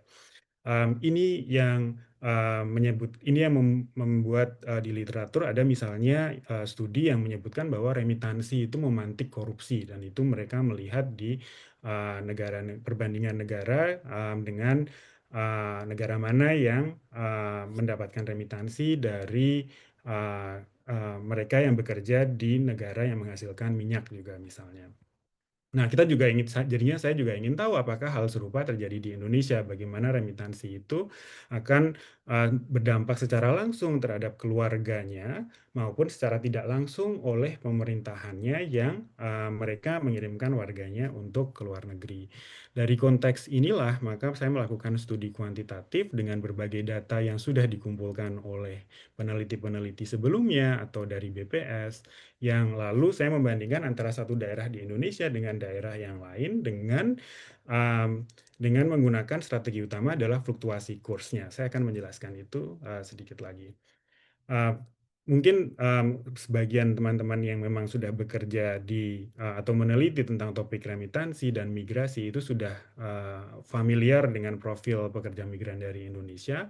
Namun terkait dengan remitansi sendiri, itu sebetulnya data yang tersedia itu masih sangat terbatas. Biasanya hanya dari survei-survei kuantitatif yang dilakukan secara one shot atau tidak keseluruhan mencakup semua pekerja migran dari Indonesia. Ada studi yang keluar dari tahun 2021 dan studi yang dilakukan oleh World Bank di tahun 2014 yang mereka menyurvei ratusan sampai ribuan pekerja migran dari Indonesia, dan mereka menunjukkan bahwa ada korelasi positif antara besaran remitansi dengan pengeluaran uang sekolah dan perlengkapan rumah tangga. Jadi terkait dengan mungkin tadi yang Mbak Ira dan Mbak Angga sampaikan, remitansi dipakai untuk memenuhi kebutuhan sehari-hari, apalagi dengan mayoritas rumah tangga yang ada pekerja migrannya di tahun 2007 dari survei Susenasnya BPS, itu memang rumah tangga yang memiliki anak usia sekolah. Remitansinya ini secara umum kalau dari survei disebutkan bahwa mereka dikirimkan lewat bank, dan sumber strategi riset yang saya gunakan di paper saya adalah bahwa besar remitansi yang diterima oleh keluarga di Indonesia itu bergantung pada fluktuasi kurs falas ke rupiah. Apabila rupiah melemah, misalnya kita mengirim dari Korea begitu, jadi dari won besaran yang sama itu akan diterima oleh keluarga di Indonesia lebih besar. Ini saya validasi dengan data yang dari surveinya World Bank di tahun 2014 ini. Selain itu, secara sentral, argumen sentral di dalam paper saya itu sebetulnya menggunakan data dari berbagai sumber. Saya menggunakan data dari Bank Dunia, Indodapur terkait partisipasi sekolah dan layanan publik, tapi saya juga mengambil data dari Kemendikbud waktu itu, jadi data pokok pendidikan yang mencakup sekolah di Indonesia itu, keseluruhan sekolah di Indonesia jumlahnya ada berapa, di mana, kapan didirikan, jenisnya seperti apa, dan fasilitasnya seperti apa. Data untuk migrasinya saya ambil dari data yang saya dapatkan dari kontak saya dari sebelumnya itu dulu BNP 2 TKI punya mengambil data TKI yang lewat di terminal TKI Soekarno-Hatta di antara tahun 2008 sampai 2011 itu, lalu datanya karena ada alamat asalnya dan negara tujuannya di mana dan kapan mereka bekerja, itu lalu saya bisa olah sehingga saya tahu di satu kabupaten, Kabupaten Purwakarta misalnya di tahun 2009, berapa banyak dari PMI mereka yang akhirnya pulang itu di negara-negara tertentu. Saya akan menunjukkan sedikit lagi, ini ada persamaan pendekatan empirisnya yang saya lakukan, mungkin tidak terlalu relevan untuk audiensi teman-teman audiensi sekarang.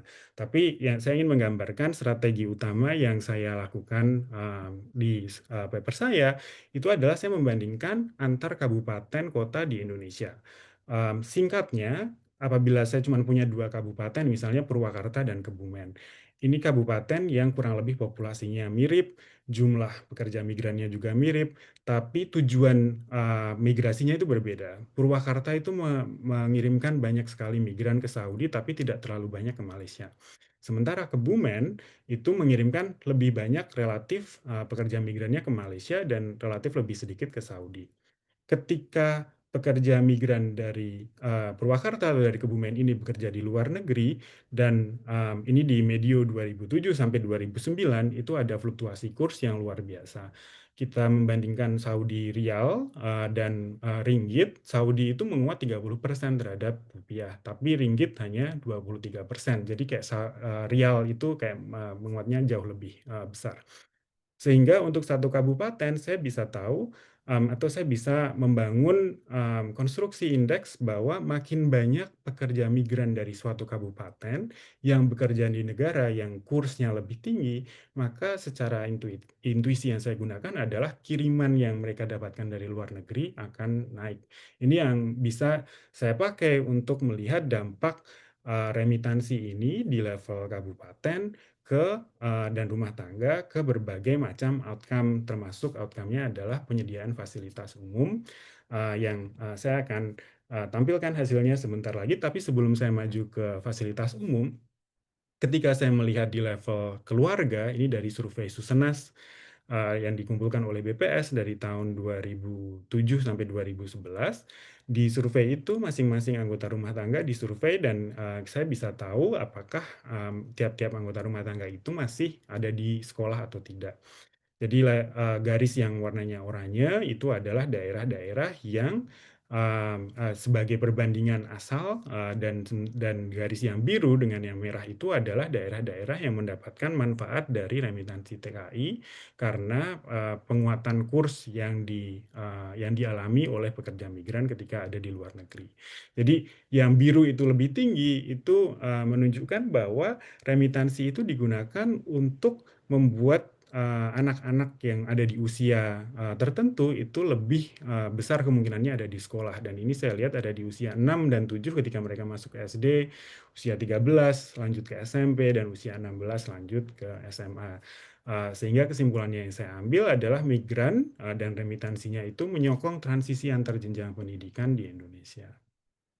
Nah, di sini adalah argumen utama yang saya ingin sampaikan dengan paper saya adalah bagaimana layanan publik itu lalu berpengaruh atau dipengaruhi oleh remitansi migran ini. Saya memang tidak melihat secara direct seperti apa ya, secara langsung, karena saya tidak bisa mengamati bagaimana PMI dan keluarganya itu berinteraksi atau mengadvokasi terkait layanan publik di daerah mereka terhadap pemerintah. Yang bisa saya amati adalah dari data Kemendikbud ada berapa SDN, ada berapa SMPN, ada berapa SMAN dan SMKN per 10.000 penduduk begitu. Dan saya melihat di daerah-daerah yang mendapatkan manfaat dari remitansi tadi karena akibat fluktuasi kurs dan jumlah penduduk mereka yang menjadi pekerja migran di luar negeri, itu mereka di kabupaten-kabupaten tersebut memiliki lebih banyak SD dan SMP. Jadi kemungkinan ini terkait dengan bahwa migran itu menggunakan remitansinya untuk menyokong anggota keluarganya untuk tetap bersekolah, dan ini menjadi gayung bersambut oleh pemerintahnya. Mereka lebih menyebut bahwa memang memang kendalanya di pendidikan di daerah kita itu bukan masyarakatnya tidak mampu menyekolahkan anak-anaknya, tapi fasilitasnya kurang. Sehingga ketika ada program, misalnya program bantuan dari luar negeri yang ingin membangun sekolah, mereka lebih tanggap. Saya juga melihat dengan misalnya layanan-layanan umum yang lain, jumlah rumah tangga yang tersambung dengan listrik ataupun air pipa dan jalan yang teraspal pun juga lebih tinggi dan positif. Ini yang saya sebutkan tadi, jadi di tempat-tempat yang mendapatkan manfaat atau yang memiliki banyak migran yang pergi ke luar negeri dengan daerah yang kursnya lebih tinggi, itu Kades itu menyebutkan bahwa prioritas penyediaan masalah pendidikan itu adalah tentang fasilitasnya memadai atau tidak. Dan di tempat-tempat tersebut juga kita melihat bahwa ada banyak SMP satu atap. Yang SMP satu atap ini adalah cara pemerintah untuk mempercepat pembangunan SMP karena SMP manajemennya jadi satu dengan manajemen SD yang sudah ada. Jadi memang fasilitasnya tidak sempurna, fasilitasnya mungkin kalau dengan standar yang normal itu mungkin agak sedikit di bawahnya. Kita lihat di ruang kelas per SMP dan jumlah guru per SMP itu lebih sedikit daripada standar normalnya. Tapi jadi ada SMP di kabupaten atau kota tersebut yang membuat mungkin anak-anak dari pekerja migran ini lebih bisa mendapatkan manfaatnya. Saya juga melihat bahwa sebagian dari efek ini muncul di daerah-daerah yang memang di tahun sebelumnya, jadi di situ ada education budget T-2, jadi 2 tahun sebelumnya itu memang mereka sudah mengalokasikan lebih banyak proporsi APBD mereka untuk keperluan pendidikan dibandingkan kabupaten-kabupaten yang lain. Maaf, Di waktunya tinggal 3 menit, Mas Masur. Ya, 3 menit ini mungkin saya hanya sebutkan kayak 4 bullet point yang di bawah itu. Jadi memang budgetnya, anggarannya Pemda ini adalah cerminan prioritas daerah, apakah mereka memang memprioritaskan pendidikan atau tidak.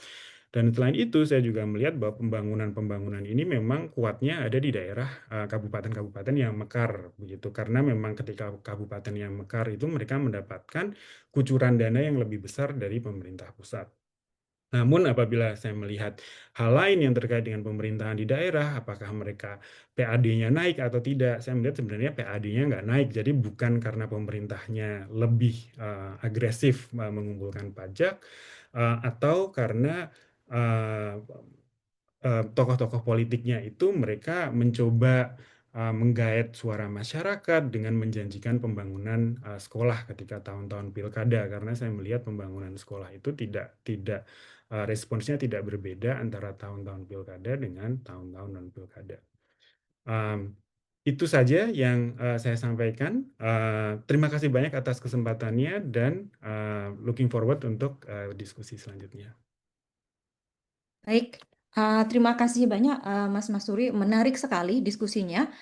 Jadi kalau yang tiga presenter sebelumnya itu lebih banyak menggarisbawahi persoalan agensi ya dari para tenaga kerja migran, sedangkan Mas Masuri ini lebih menekankan pada aspek struktural yang mempengaruhi kekuatan remitansi perempuan, para perempuan pekerja migran pada saat mereka mengirimkan uangnya dan bagaimana uang itu pada akhirnya mempengaruhi kemampuan keluarga mereka untuk menikmati pendidikan di kampung halamannya. Oke, selanjutnya kita masih mempunyai waktu sekitar 30 menit untuk sesi tanya jawab. Jadi nanti ini sudah ada beberapa pertanyaan, namun sebelum kita bahas tentang pertanyaan dari para peserta, saya ada satu pertanyaan untuk masing-masing presenter. Mungkin nanti kalau ada waktu lebih, mohon diberikan jawaban. Untuk yang pertama, untuk Mas Andrian, tadi menarik sekali ya mengenai riset yang Anda lakukan. Jadi saya melihat bahwa di samping sebagai sarana bagi TKI untuk menyuarakan atau mengekspresikan pengalaman pribadi, kira-kira ketika Anda sudah tadi mereka itu membuat komik sedemikian rupa, kira-kira target audiens dari komik ini siapa? Karena kalau saya lihat sebenarnya banyak orang yang belum berangkat menjadi TKI itu sebenarnya butuh pengetahuan apa yang terjadi pada saat mereka bekerja di tempat tujuan. Nah, tapi kalau saya menyimak tadi, mungkin ini lebih banyak diakses oleh para pekerja migran itu sendiri. Nah, kira-kira target audiennya siapa, dan kira-kira bagaimana metode apa nanti yang akan digunakan untuk menjangkau para audiens yang disasar.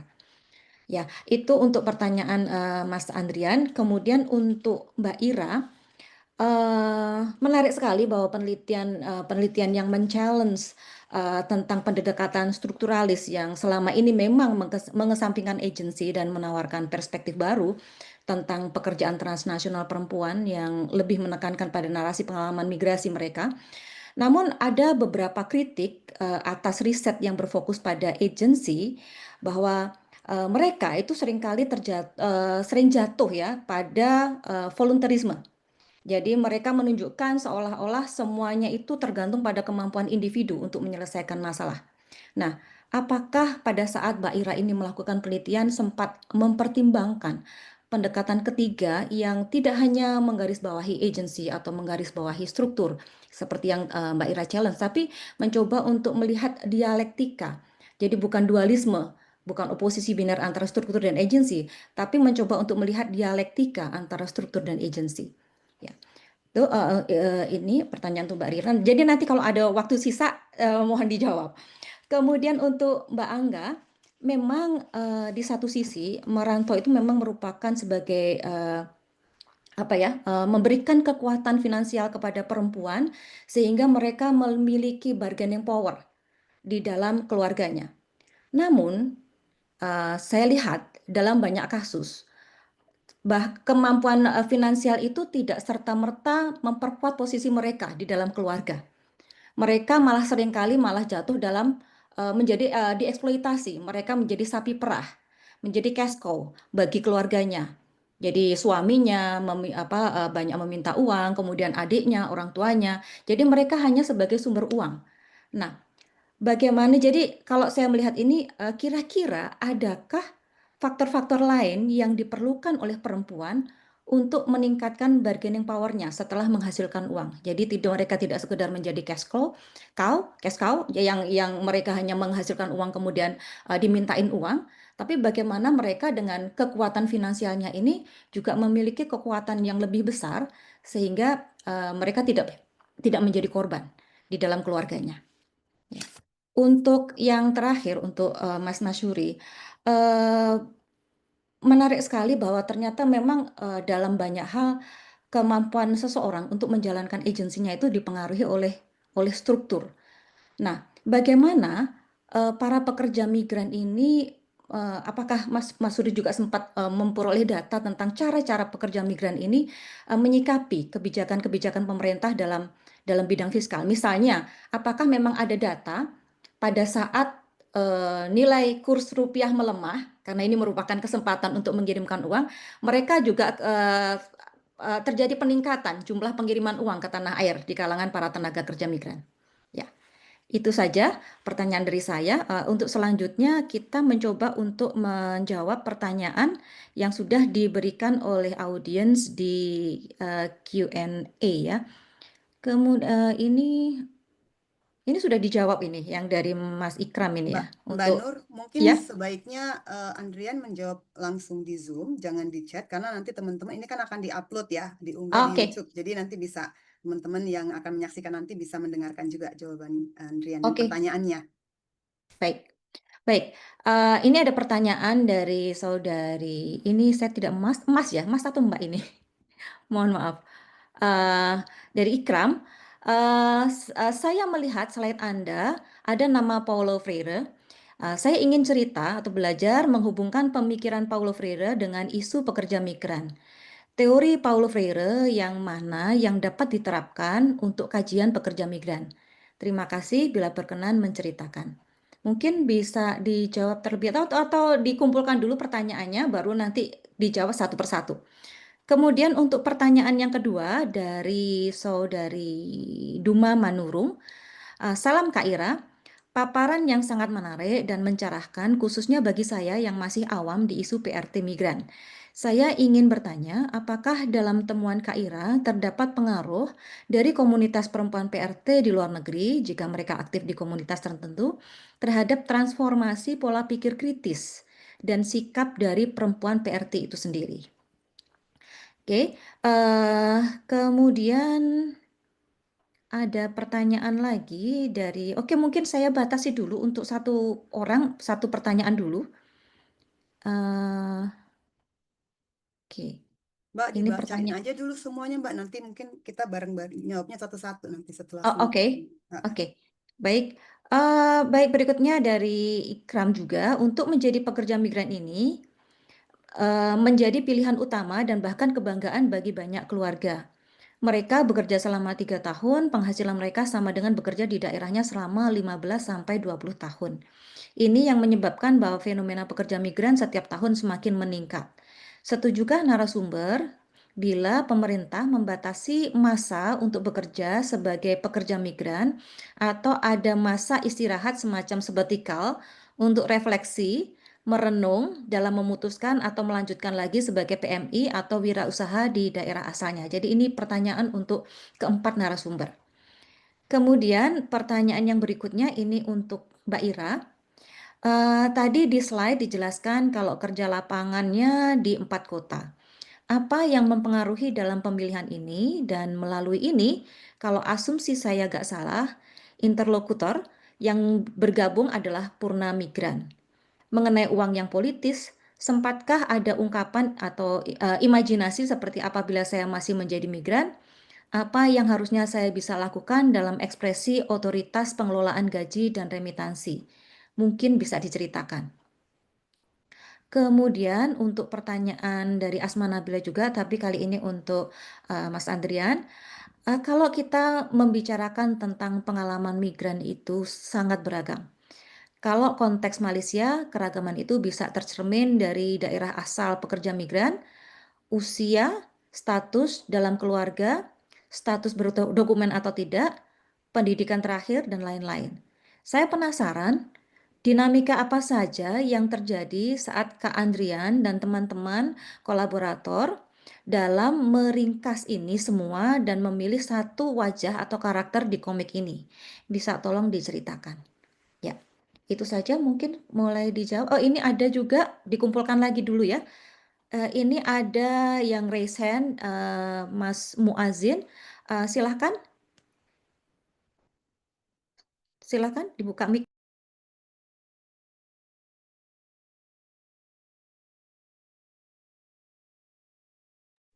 Mas masih muted, Mas.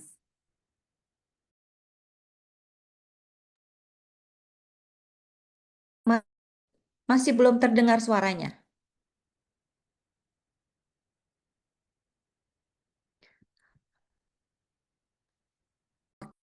Kalau begitu diketik saja, ya. Karena tidak terdengar suaranya. Oke, ada masalah dengan audio. Baik, selanjutnya kepada Mbak Nur. Mbak Nur ya ini ya. Silakan untuk membuka mic-nya. Oke. Selamat siang. Mbak Nur juga ini ya. Sesama Nur, kemarin ketemu nama sama terus. Ya, diskusi yang sangat menarik dan juga semakin ini ya, menambah wacana baru tentang persoalan buruh migran. Nah, dari beberapa presenter tadi ada pertanyaan yang muncul ya. Misalnya kita tahu buruh migran ini atau perempuan terutama yang banyak menjadi buruh migran dianggap sebagai pahlawan devisa. Tapi sejauh ini ketika kita melihat banyak persoalan, entah itu PRT mengalami menjadi korban kekerasan, pelecehan seksual, bahkan kemarin sempat saya juga ikut diskusi di Blitar dengan kawan-kawan Blitar yang konsen pada isu buruh migran. Ada juga persoalan misalnya mereka yang menjadi buruh migran karena keterbatasan ekonomi karena kemiskinan, kemudian mereka ikut aja gitu ya dengan salah satu agent gitu tanpa tanpa dokumen yang resmi, kemudian mereka terjebak pada dunia scammer di Kamboja, kemudian sampai ada yang terakhir mereka dipaksa untuk 24 jam bekerja secara fisik sampai habis, kemudian yang terakhir sampai dijual organnya itu memang sangat miris ya. Nah, mungkin ada nggak yang menjadi konsen dari penelitian itu sejauh ini, apa saja sih yang dilakukan pemerintah kita ya nggak hanya sekedar memberikan melekatkan pahlawan devisa, tapi memberikan jaminan perlindungan, jaminan hukum bagi para perempuan buruh migran. Ada nggak spesifik tentang itu?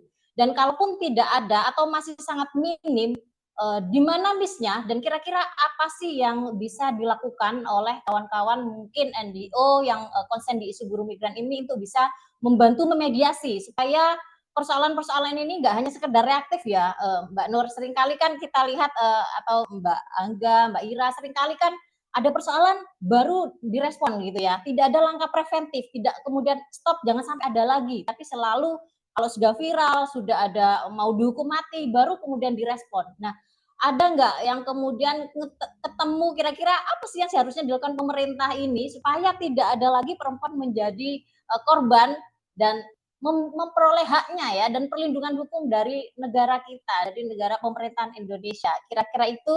Dan yang kedua mungkin saya sendiri punya keluarga yang menjadi buruh migran di Hong Kong ya. Itu dari anaknya kecil sampai sekarang sudah menikah bahkan punya cucu itu tidak pulang ya atau pulang hanya beberapa kali saja. Nah, yang pertama selain ada pencitraan bahwa yang di sana mungkin budaya konsumeris ya ketika dia di sana, tapi yang juga ada image kalau dia tidak sayang pada anak dan keluarga dan suaminya. Padahal kalau kita mau telusuri lagi itu kan saking sayangnya ya kalau dari sisi ibu, maka mereka sampai mau bekerja ke luar negeri karena demi mencukupi kebutuhan keluarganya di Indonesia supaya mereka hidup dengan berkecukupan, hidup dengan nyaman. Nah, ada nggak kemudian analisa bagaimana keluarga-keluarga buruh migran ini juga mengapresiasi, juga bisa memahami bahwasanya perempuan menjadi buruh migran itu juga memiliki tantangan tersendiri, kerentanan tersendiri, memiliki persoalan tersendiri, baik capek fisik, baik capek psikologis, bagaimana kangen dengan anak-anaknya. Nah, itu yang ingin saya belajar dari para presenter tadi. Itu saja, terima kasih Mbak Nur atas Terima waktunya. kasih. Ya. Assalamualaikum. Waalaikumsalam warahmatullahi wabarakatuh. Oke. Baik, selanjutnya yang terakhir pertanyaan dari Oke, sudah tertulis dari Pak Muazzim, Mas Muazzim ya. Jadi pandangan teori atau pendekatan apa yang efektif dalam mendampingi dan melakukan kerja-kerja advokasi isu pekerja migran sehingga mampu berdampak positif bagi pekerja migran.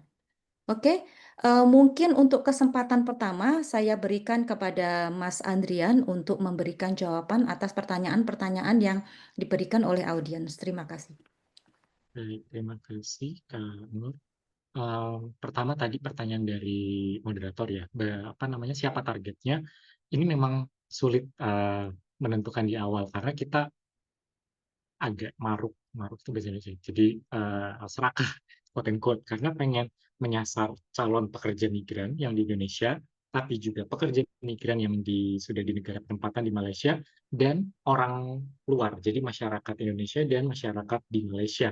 Nah, kalau target utamanya itu tadi calon pekerja migran dan pekerja migrannya, channelnya gimana? Kalau yang pekerja migran dari Pertimi kan mereka ada anggota, ada seperti membership itu dibagikan pautannya. Kemudian kalau calon pekerja migran ya mereka memberitahukan kepada tetangganya atau siapapun yang mencari info gitu ya. Terus kalau yang tadi target second layer-nya adalah masyarakat Indonesia, seperti saya misalnya kalau ada presentasi, saya bagikan atau juga lewat sosial media gitu. Nah, PR yang kami masih harus kerjakan adalah menyasar masyarakat di negara penempatan. Nah, jadi waktu itu juga dapat komentar, oh ini sebaiknya diterjemahkan karena kan orang lokal walaupun bahasa Melayu 11-12 gitu dengan bahasa Indonesia, tetapi di Malaysia juga ada yang bicara bahasa Chinese, Tamil gitu. Jadi siapa sih majikannya? Nah, itu yang menjadi sasaran bahasa apa yang mereka gunakan. Jadi itu PR-nya. Targetnya adalah 4 segmen tadi, caranya beda-beda. Jadi masih ada PR juga untuk menerjemahkan sebetulnya. Semoga itu menjawab ya. Kemudian dari pertanyaan yang ada di Q&A, Kak Ikram, saya juga masih belajar tentang Paul Freire ini.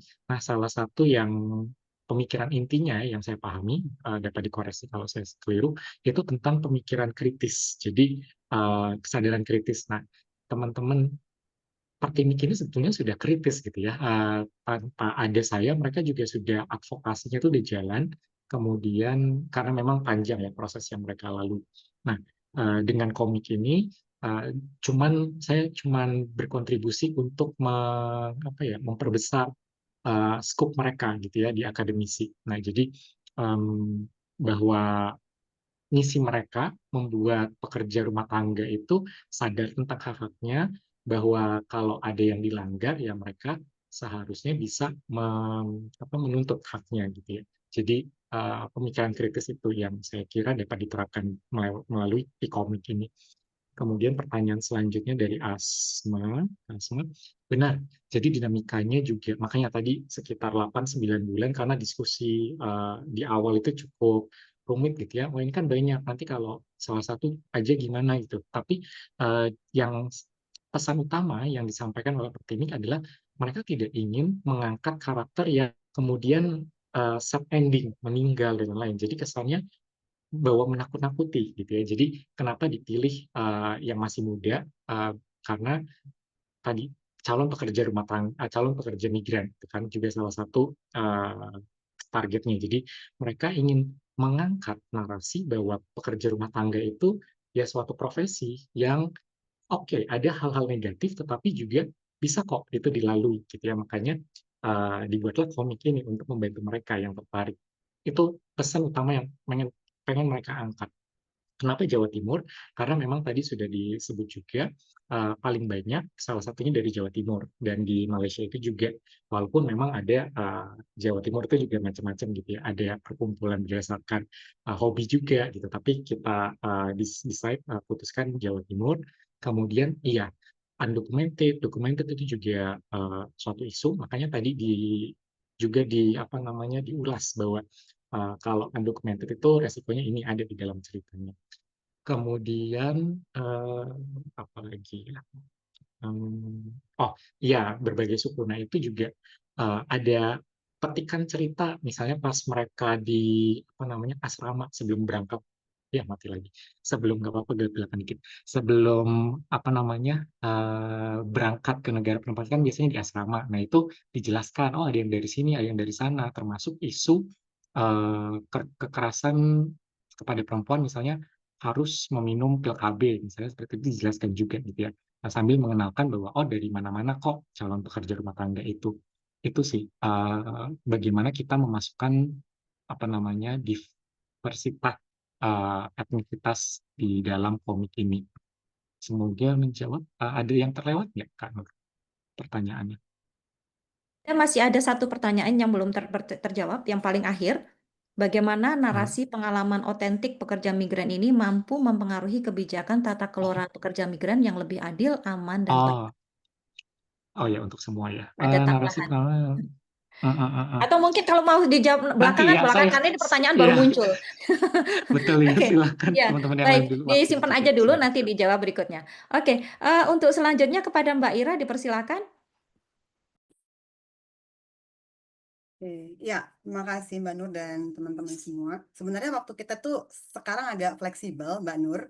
Jadi kita nggak usah tergesa-gesa karena nanti kita ada waktu istirahat setengah jam. Artinya kita bisa nabrak sedikit 5 menit, 10 menit gitu ya kalau pengen menambahkan atau ekstra gitu buat teman-teman yang masih ingin ngobrol atau berdiskusi. Pertanyaan pertama saya mulai dari Kaduma ya. Kaduma. Jelas ada pengaruh ya, ada pengaruh dari pengalaman mereka misalnya menjadi pekerja rumah tangga di luar negeri gitu. Pertama, mereka terekspos dengan dunia luar gitu. Seberapa ketat pun gitu mereka dibatasi oleh pemberi kerja gitu. Tapi tetap mereka bisa mengamati mengikuti kegiatan-kegiatan gitu ya, entah itu berorganisasi ataupun kalau tidak berorganisasi mereka berinteraksi dan mereka belajar merespons, menavigasi persoalan gitu. Dan yang saya salut dari mereka adalah mereka menggunakan internet gitu. Internet ini sebagai jalan untuk transformasi. Jadi melakukan perubahan, melakukan transformasi diri itu dengan menggunakan online networking gitu. Mereka punya Facebook gitu, bahkan beberapa menjadi teman saya di Facebook gitu, meng-add gitu ya, punya Instagram, dan ada beberapa kawan yang bekerja di Hong Kong. Sebenarnya tadi Mbak Angga juga sudah menyatakan soal pekerja rumah tangga yang di Hong Kong itu juga bisa mengikuti kejar paket A, B, C dan juga di universitas terbuka gitu. Nah, pengalaman-pengalaman itu gitu ya, pengalaman berinteraksi, pengalaman menjalani pendidikan gitu ya, entah itu kejar paket A, B, C dan sekalipun tidak misalnya di perguruan tinggi itu memberikan asupan gitu ya, pengetahuan bagi mereka, interaksi, terekspos dengan dunia luar gitu ya. Kemudian mereka bergaul dan bahkan mereka mengatakan bahwa mereka adalah kosmo. Saya sempat bingung waktu pertama-tama ngobrol. Saya kosmo loh Mbak Ira. Kosmo itu apa? Kosmopolitan gitu. Nah, ternyata saya telusuri dalam literatur gitu ya, dalam scholarship ini muncul baru dalam antropologi dan ilmu sosial lainnya. Nah, cosmopolitan, everyday cosmopolitan gitu ya, resistant cosmopolitan atau everyday cosmopolitan itu menjadi kemudian mengemuka booming dalam scholarship itu untuk menunjukkan bahwa orang seperti PRT yang tidak elit gitu, itu pun bisa mampu menjadi cosmopolitan. Itu bagian dari agensi yang kemudian scholar mencoba untuk membuat ruang bahwa mereka itu punya agensi gitu ya. Satu. Nah, yang kedua yang saya temui adalah mereka mengatakan bahwa saya ini perempuan global loh gitu. Nah, ini dari mereka sendiri gitu. Mereka itu mengglobal dan menjadi globalist women gitu dan itu nyata gitu ya. Nah, itulah kemudian yang semua itu berkelindan. Mereka menjalani dan mengalami transformasi terhadap diri mereka sendiri. Mereka menjadi confidence. Kenapa? Karena mereka mendapatkan social capital, linguistic capital, cultural capital gitu ya, atau yang disebut dengan dalam scholarship itu disebut remitansi sosial, budaya dan politik gitu. Nah, yang saya amati ini berdasarkan hasil participant observation dalam etnografi saya bahwa tingkat confidence PRT migran ketika berbicara dengan saya gitu ya, atau dengan yang lain itu berbeda dengan suami gitu. Nah, dari separuh 50 orang itu kan bercerai tapi 50 orang masih memiliki suami gitu ya, mereka masih tinggal bersama. Dan kalau saya mewawancarai gitu ya, ngobrol dengan suaminya bahkan terlihat tidak confident untuk ngomong gitu, dan mereka hanya sepatah-sepatah gitu ya ngomong kalau misalnya wawancara, dibandingkan dengan istrinya yang merupakan PRT migran, mereka bisa ngomong panjang gitu ya, dan mereka pilihan bahasa yang digunakan itu bukan pilihan yang kita sebut orang deso gitu ya. Mereka berinteraksi dengan pengetahuan, dengan network, dengan dengan online PRT organization online itu ada gitu. Dan itu semua Kak Duma itu memengaruhi mereka gitu ya. Bahkan pada bagaimana mereka kemudian bisa ikut terlibat di dalam perubahan gender revolution. Jadi gender revolution itu adalah pelibatan suami atau laki-laki dalam kerja-kerja domestik termasuk perawatan dan kerja-kerja misalnya perawatan domestik gitu ya. Nah, itu dan memunculkan maskulinitas baru. Gitu. Maskulinitas baru itu adanya negosiasi antara istri dengan suami bahwa saya kerja, saya mencari nafkah, saya menjadi kepala keluarga gitu ya, dan saya juga menjadi breadwinner, tapi kamu harus jaga anak gitu, kamu juga harus masak gitu. Nah, ada negosiasi-negosiasi itu yang tidak terjadi begitu saja. Jadi semua itu memengaruhi gitu Kak Duma ya. Ini pengalaman yang dinamika dan kompleks, tidak monoton. Itu mungkin untuk Kak Duma. Untuk Mbak Asma, interlokutor atau riset subjek saya adalah tidak hanya yang purna, tidak hanya mereka yang selesai, Mbak Asma, tapi mereka yang masih bekerja, tetapi masih dalam periode transisi setelah kontrak mereka selesai 2 tahun, mereka bisa pulang ke kampung halaman untuk memperbarui kontrak mereka. Kan biasanya begitu, ada waktu jeda, mereka pulang gitu ya ke kampung halaman untuk bertemu dengan keluarga. Nah, atau mereka yang dideportasi karena COVID-19. Beberapa negara banyak sekali mereka yang harus mendapatkan deportasi, atau mereka yang memang lagi transisi atau mereka masih menunggu kerja. Jadi tidak semuanya itu purna. Tidak semuanya mereka ada yang aktif, bahkan ada yang mau berangkat lagi gitu ya. Jadi beragam, Mbak Asma.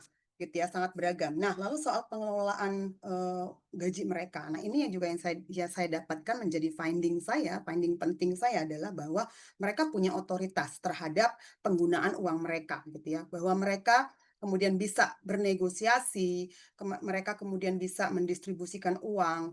Yang saya temui adalah mereka tidak percaya pada suami. Nah, mereka belajar dari pengalaman-pengalaman sebelumnya gitu ya, dan dari hasil-hasil penelitian yang ada gitu ya. Mereka banyak belajar dan mengatakan bahwa lebih baik saya menitipkan, mengirimkan uang, tidak semua uang, tadi juga Mbak Angga bilangnya tidak semua uang. Nah, sama dengan hasil penelitian saya, mereka tidak mengirimkan uangnya semua itu ke keluarga atau pada satu orang yang mereka percaya untuk kemudian diberikan catatan gitu ya. Ini distribusinya untuk ini untuk suami gitu ya, ini untuk orang tua, ini untuk anak gitu. Nah, distribusi itu ada gitu ya, otoritasnya tuh ada di PRT, di tangan PRT. Dan kemudian saya tanya, apakah pulang punya uang? Jelas dong, uang saya banyak, saya simpan. Saya nggak mau kemudian saya dibodohi gitu ya sama suami, dimanipulasi sama anggota keluarga yang lain gitu. Nah, kesadaran itu Mbak Asma. Jadi ada transformasi, ada pergeseran gitu ya, kesadaran otoritas terhadap penggunaan uang. Nah, ini kemudian menantang narasi-narasi mainstream yang mengatakan bahwa mereka nggak punya otoritas terhadap uang atau gajinya sendiri.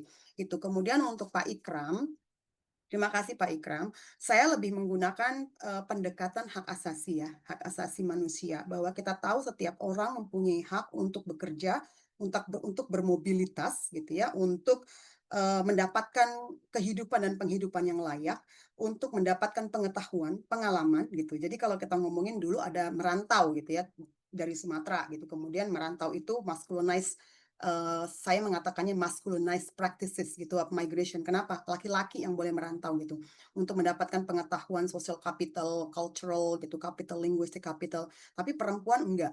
Nah, sekarang terbalik gitu dengan adanya feminization of migration dan feminization of domestic work, perempuan punya kesempatan untuk menjadi aktor utama di dalam migrasi itu sendiri dan menentukan jalan hidupnya gitu ya. Nah, sekarang dihentikan gitu misalnya, atau tadi Pak Ikram mengatakan dihentikan sementara gitu. Nah, ini ini melanggar Pak Ikram, melanggar hak orang untuk hidup layak, untuk mendapatkan pekerjaan, untuk bermobilitas. Apa yang harus dilakukan oleh negara adalah satu, melindungi warga negaranya dan menjamin bahwa hak-haknya itu semua terpenuhi gitu. Kemudian memfasilitasi. Negara harus memfasilitasi kemudahan-kemudahan. Misalnya pengiriman uang itu harus dimudahkan, tidak malah dibebani misalnya dengan biaya-biaya yang tinggi. Merekognisi PRT sebagai pekerja yang punya hubungan kerja dengan pemberi kerja gitu ya. Jadi bukan pembantu, asisten rumah tangga yang tidak punya hubungan kerja sama sekali gitu. Mengembalikan narasi-narasi kepada PRT sendiri karena mereka adalah aktor utama dari migrasi itu sendiri yang menjadi PRT migran gitu ya. Kemudian menjamin keamanan gitu. Nah, kemudian termasuk kekerasan yang dialami oleh PRT ini pemerintah juga masih abai. Kebijakan yang ada undang-undang tentang buruh migran itu tidak ada yang spesifik tentang pekerja rumah tangga. Padahal kita tahu jumlah pekerja rumah tangga adalah jumlah yang terbesar dari buruh migran Indonesia gitu ya, atau tenaga kerja Indonesia yang di luar negeri. Tapi tidak ada kebijakan. Nah, kebijakannya yang kita sebut sebagai kebijakan netral gender yang bias gender gitu, yang tidak mengindahkan kepentingan perempuan sebagai aktor utama karena dibuat oleh laki-laki gitu ya. Kebijakan yang sangat male centric. Nah, ini yang sebenarnya harus diperangi gitu ya, karena memang sekali lagi pembatasan gitu terhadap pekerja rumah tangga migran atau perempuan untuk bekerja di luar negeri ini merupakan pelanggaran terbesar hak asasi manusia gitu. Itu kemudian untuk Mbak Nur ya, Mbak terima Ira, kasih Mbak Nur. mungkin untuk sementara ditahan Oke, dulu. Ya, kita berikan oke, kesempatan kepada Mbak Angga dan Mas Masyur untuk memberikan jawaban atas pertanyaan dari oke. audiens. Terima Ya, kasih. selanjutnya Mbak Angga, silakan Mbak Angga. Iya, terima kasih untuk waktunya Mbak Nur dan teman-teman semuanya. Saya mungkin merespon dari pertanyaan Pak Ikram ya terkait sabbatical leave gitu. Nah, sebenarnya pun tanpa kita minta, teman-teman pekerja migran itu sekarang sudah sangat rasional. Jadi mereka akan mempertimbangkan apakah dengan waktu kontrak itu mereka akan mendapat benefit yang paling maksimal sesuai dengan rasio kebutuhan dari masing-masing mereka, begitu ya. Jadi tanpa ada pembatasan ini, biasanya mereka kalau kontraknya habis dan dirasa belum cocok, mereka akan pulang dulu. Lalu akan memberi jeda, entah itu untuk mengelola remittance yang dipunya, entah untuk membesarkan anak atau apa, tapi masa tunggu itu ada.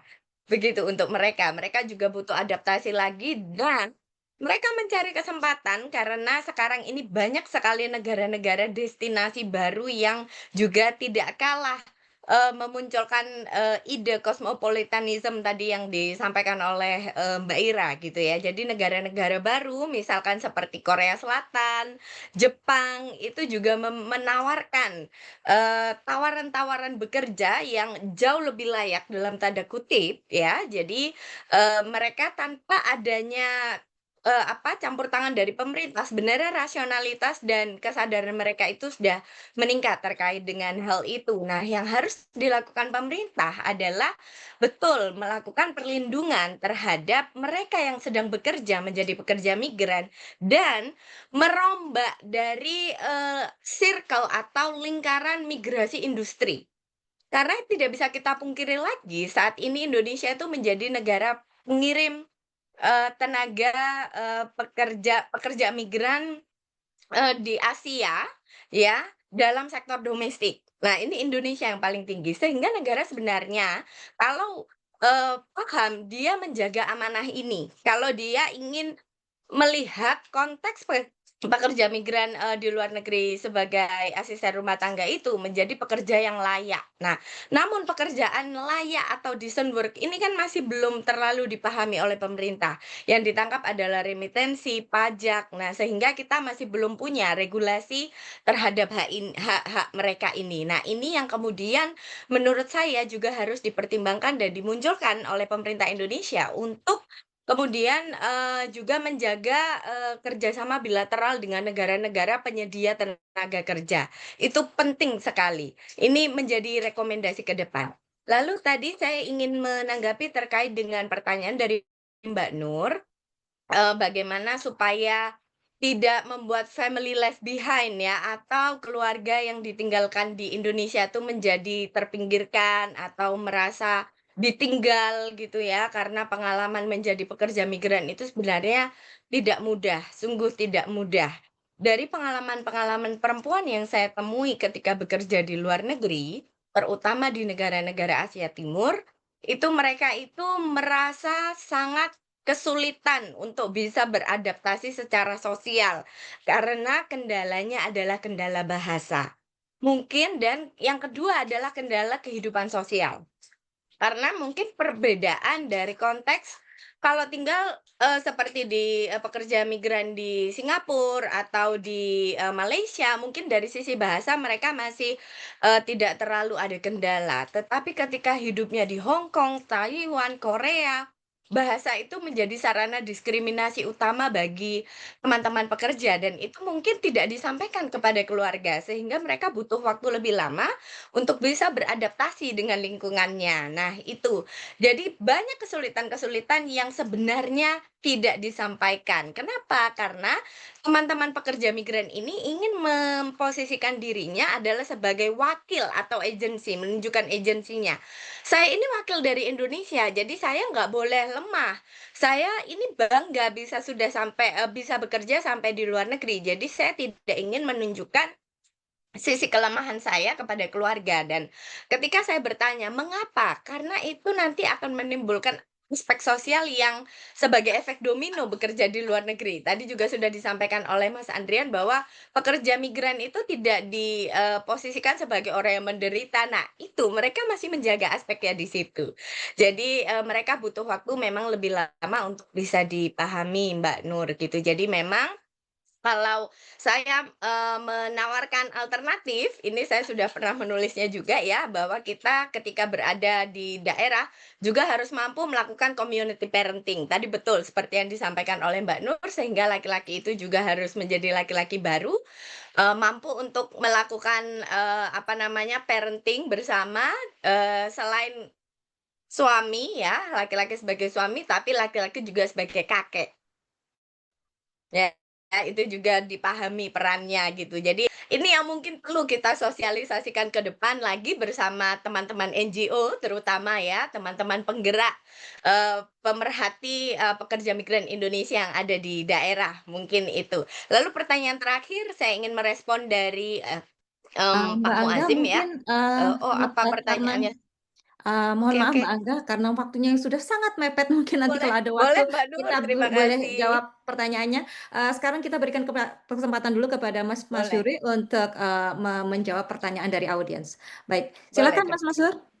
Terima kasih banyak. Mungkin kalau dari saya singkat saja karena kayak sebagian yang pertanyaannya yang ditujukan untuk ke semua presenter tadi Mas Adrian, Mbak Ira, Mbak Angga sudah menyampaikan. Saya mau berkomentar sedikit saja tentang pertanyaan dari Mbak Nur. Apakah migran itu mengirimkan uang lebih banyak ketika mereka melihat kursnya lebih tinggi? Ini sebetulnya masih menjadi area abu-abu karena secara keseluruhan atau secara umum migran itu pengetahuan finansialnya itu biasanya agak minim. Jadi di studi yang saya kutip tadi dan datanya saya pakai itu hanya 2% dari responden survei mereka itu ketika mereka menanyakan ke pekerja migran dari Malang, seingat saya, apakah mereka tahu apa itu kurs valuta asing. Itu hanya 2% yang menjawab mereka paham apa itu kurs valuta asing. Jadi ketika mungkin ini ya wajar ya karena mungkin dengan pengetahuannya yang terbatas atau mungkin pembekalannya yang terbatas atau pembekalannya yang dengan waktu singkat begitu banyak materi yang diberikan kepada pekerja migran sehingga yang utamanya adalah menjaga keselamatan mereka, bagaimana tentang kontrak mereka. Jadi hal-hal seperti kurs atau pengetahuan finansial mungkin belum menjadi prioritas. Namun ini yang hal terakhir yang ingin saya komentari adalah bahwa karena data-data kuantitatif itu biasanya perlu waktu untuk dikumpulkan, sementara kehidupannya itu terus berjalan ya dan sekarang pekerja migran itu kayak lebih savvy, lebih melek teknologi seperti Mbak Ira sampaikan. Beberapa interaksi terakhir waktu saya sempat ke Singapura itu sebagian saya tahu ada beberapa orang atau beberapa pekerja migran yang sekarang lebih melek bagaimana cara mengirimkan uang. Mungkin kalau dulu betul-betul harus datang ke cabang bank atau ke Western Union atau sejenisnya, sekarang mereka bisa mengirimkan lewat aplikasi gitu. Dan ketika mereka mengirimkan lewat aplikasi itu dan iklannya juga banyak, saya di Australia ada banyak iklan TransferWise, Remitly dan sebagainya. Itu mungkin perilakunya akan berubah lagi. Kalau sebelumnya memang iya mereka kurs rupiah melemah itu mereka tidak sengaja, mungkin secara tidak sengaja begitu yang dikirimkan menjadi lebih banyak karena mereka mengirimkan jumlah yang sama. Tapi mungkin dengan sekarang dengan aplikasi mereka bisa langsung mengeset saya mau mengirimkan itu dalam jumlahnya rupiah sehingga kursnya bergerak mau fluktuasi bagaimanapun jumlah yang diterima keluarga tetap sama. Namun ketika kurs rupiahnya melemah dan rupiah yang dikirim tetap sama, itu berarti tabungan mereka di luar negeri mungkin akan sedikit lebih tinggi. Nah, dan ini adalah satu area lagi yang menurut saya data penelitian itu masih belum banyak di situ bagaimana migran itu membagi berapa banyak yang disimpan di luar negeri, berapa banyak yang dikirimkan ke Indonesia, bagaimana mereka mengirimkannya ke Indonesia atau bagaimana mereka menabung di luar negeri, cara membawanya pulang ke Indonesia, apa yang digunakan tabungannya setelah di Indonesia nanti dipakai untuk apa itu menurut saya masih menjadi area yang kayak subur sekali untuk kita semua untuk meneliti dan juga melihat bagaimana kita bisa mengambil peran untuk menguatkan agency dan juga outcome keluaran pekerja migran dari Indonesia. Itu saja saya kembalikan ke Mbak Nur. Terima kasih. Baik, terima kasih banyak Mas Yur atas jawabannya. Mbak Ira, kita sudah molor lebih dari berapa menit ini? Sudah molor 12 menit Mbak Ira. Kita tutup saja, tapi sebenarnya masih banyak ya pertanyaan-pertanyaan yang belum terjawab ya. Dan pertanyaannya cukup menarik ini sebenarnya untuk diulas lebih lanjut.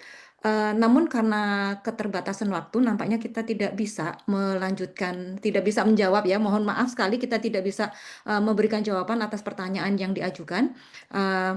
Jadi sebelum kita mengakhiri panel kita hari ini, izinkan saya untuk memberikan sedikit ulasan tentang apa yang sudah dipaparkan oleh para presenter kita pada hari ini. Mbak Jadi, Nur kenapa hilang, Mbak? Mbak Nur hilang. ya, Mbak Nurnya nggak ada. oh, Tuh, sudah. ini layar saya. Oke. Oke. Jadi penelitian-penelitian tentang yang berfokus pada agency itu sebenarnya memberikan tambahan pengetahuan bagi kita tentang dinamika struktur dan agency ya. Jadi bahwa individu bukanlah semata-mata merupakan korban yang dibatasi oleh struktur, namun cara-cara mereka menjalankan agency mereka juga mempengaruhi struktur. Seperti misalnya mempengaruhi pergeseran norma-norma gender yang berlaku di dalam masyarakat. Jadi dengan kita memahami cara-cara individu menjalankan agensi, dalam hal ini adalah para pekerja migran Indonesia, kita akan memperoleh pemahaman yang lebih baik tentang perubahan yang terjadi di dalam masyarakat, baik di tingkat lokal, nasional maupun di tingkat global. Namun sebaliknya, kita juga akan dapat memperoleh pemahaman yang lebih baik tentang tindakan-tindakan di kalangan para perempuan pekerja migran apabila kita juga mencermati perubahan-perubahan yang terjadi di tingkat lokal, di tingkat nasional ataupun di tingkat global, sehingga dan kita juga mengetahui tantangan-tantangan yang berlaku di dalam masyarakat. Oke, sekali lagi terima kasih atas kehadiran terima kasih atas presentasi yang diberikan kepada para presenter kita. Terima kasih juga atas kehadiran dari para audiens dan diskusi kita kali ini memang sangat menarik, sangat mencerahkan dan sangat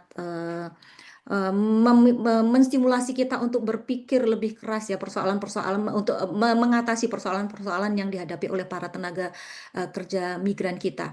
Oke, selaku chair pada panel 746 hari ini, saya mohon maaf atas segala kekurangan dan selanjutnya saya kembalikan acara kepada Mbak Ira selaku organizer. Kepada Mbak Ira dipersilahkan. Ya, terima kasih semua teman-teman presenter dan peserta. Boleh dikasih love-nya, tepuk tangan, atau yang ada di feature di reaction ini, silakan kasih reaction apapun, tepuk tangan untuk mengapresiasi semua presenter dan chair panel kita juga peserta ya yang hadir, yang tadi berpartisipasi dan berkontribusi. Terima kasih sekali Mbak Nur Cahyati yang sudah bersedia menjadi panel chair kita kali ini, juga untuk ketiga presenter lainnya yang sudah bersedia saya repotin untuk menjadi presenter di panel yang saya organisasi gitu. Saya host juga mewakili dari KCIF, Komite KCIF menyatakan ingin menyampaikan rasa terima kasih yang mendalam dan juga mohon maaf kalau ada yang kurang berkenan. Sedikit pengumuman, kita masih punya panel gitu ya setelah istirahat, makan dan juga mungkin ada yang mau sholat, silakan. Ini ada panel 747, kita akan ngomongin soal relokasi industri dan dampaknya bagi buruh perempuan, eksploitasi di tempat lama, krisis di ruang baru. Lalu ada juga panel 748, pemaksaan berjilbab di Indonesia, narasi Indonesia dan perjuangan gerakan hak asasi manusia dan feminis. Lalu nanti akan ada side event 5, ini side event yang terakhir ya, kita punya side event, ada 5. Yang terakhir adalah program studi kajian gender. Jadi di Indonesia itu baru ada 3 program studi kajian gender atau kajian wanita di perguruan tinggi Indonesia, kuliah dan karir. Lalu kita akan masuk lagi di panel 749, itu ada perempuan dan kanker, kita akan ngomongin kanker dari perspektif feminis, dan kemudian representasi dan performativitas gender dalam film dan kerja kesenian. Gitu. Nah itu panel yang akan mengakhiri panel kita atau sesi kita di hari ini gitu ya, KCIF di hari ini, dan hari ke-8 besok adalah hari terakhir KCIF. Campur-campur ya nano-nano, karena dari mulai hari Minggu yang lalu gitu ya, dari pagi sampai malam tuh kegiatannya padat banget gitu. Kita punya 7 sesi spesial yang terbuka untuk umum, kita juga punya 5 side event dan 56 panel parallel session gitu. Jadi silahkan datang di hari penutupan ya, karena kita punya pengumuman untuk 3 best presenters dan 3 best participants gitu ya, atau audience gitu. Dan ada award, ada networking and cultural night. Jadi seru banget di hari penutupan nanti. Silakan teman-teman peserta untuk hadir gitu. Itu saja pengumuman singkat dari saya, host Ira. Sekali lagi terima kasih untuk semua presenter, chair, dan semua peserta yang ada di Zoom. Nanti mohon izin untuk bisa di-upload ya, diunggah di kanal YouTube Let's Talk setelah KCIF berakhir. Jadi akan di-upload satu persatu gitu, supaya bisa lebih accessible buat banyak orang lagi. Mbak Nur, terima kasih. Salam sehat, salam solidaritas, salam feminis, dan salam KCIF buat kita semua.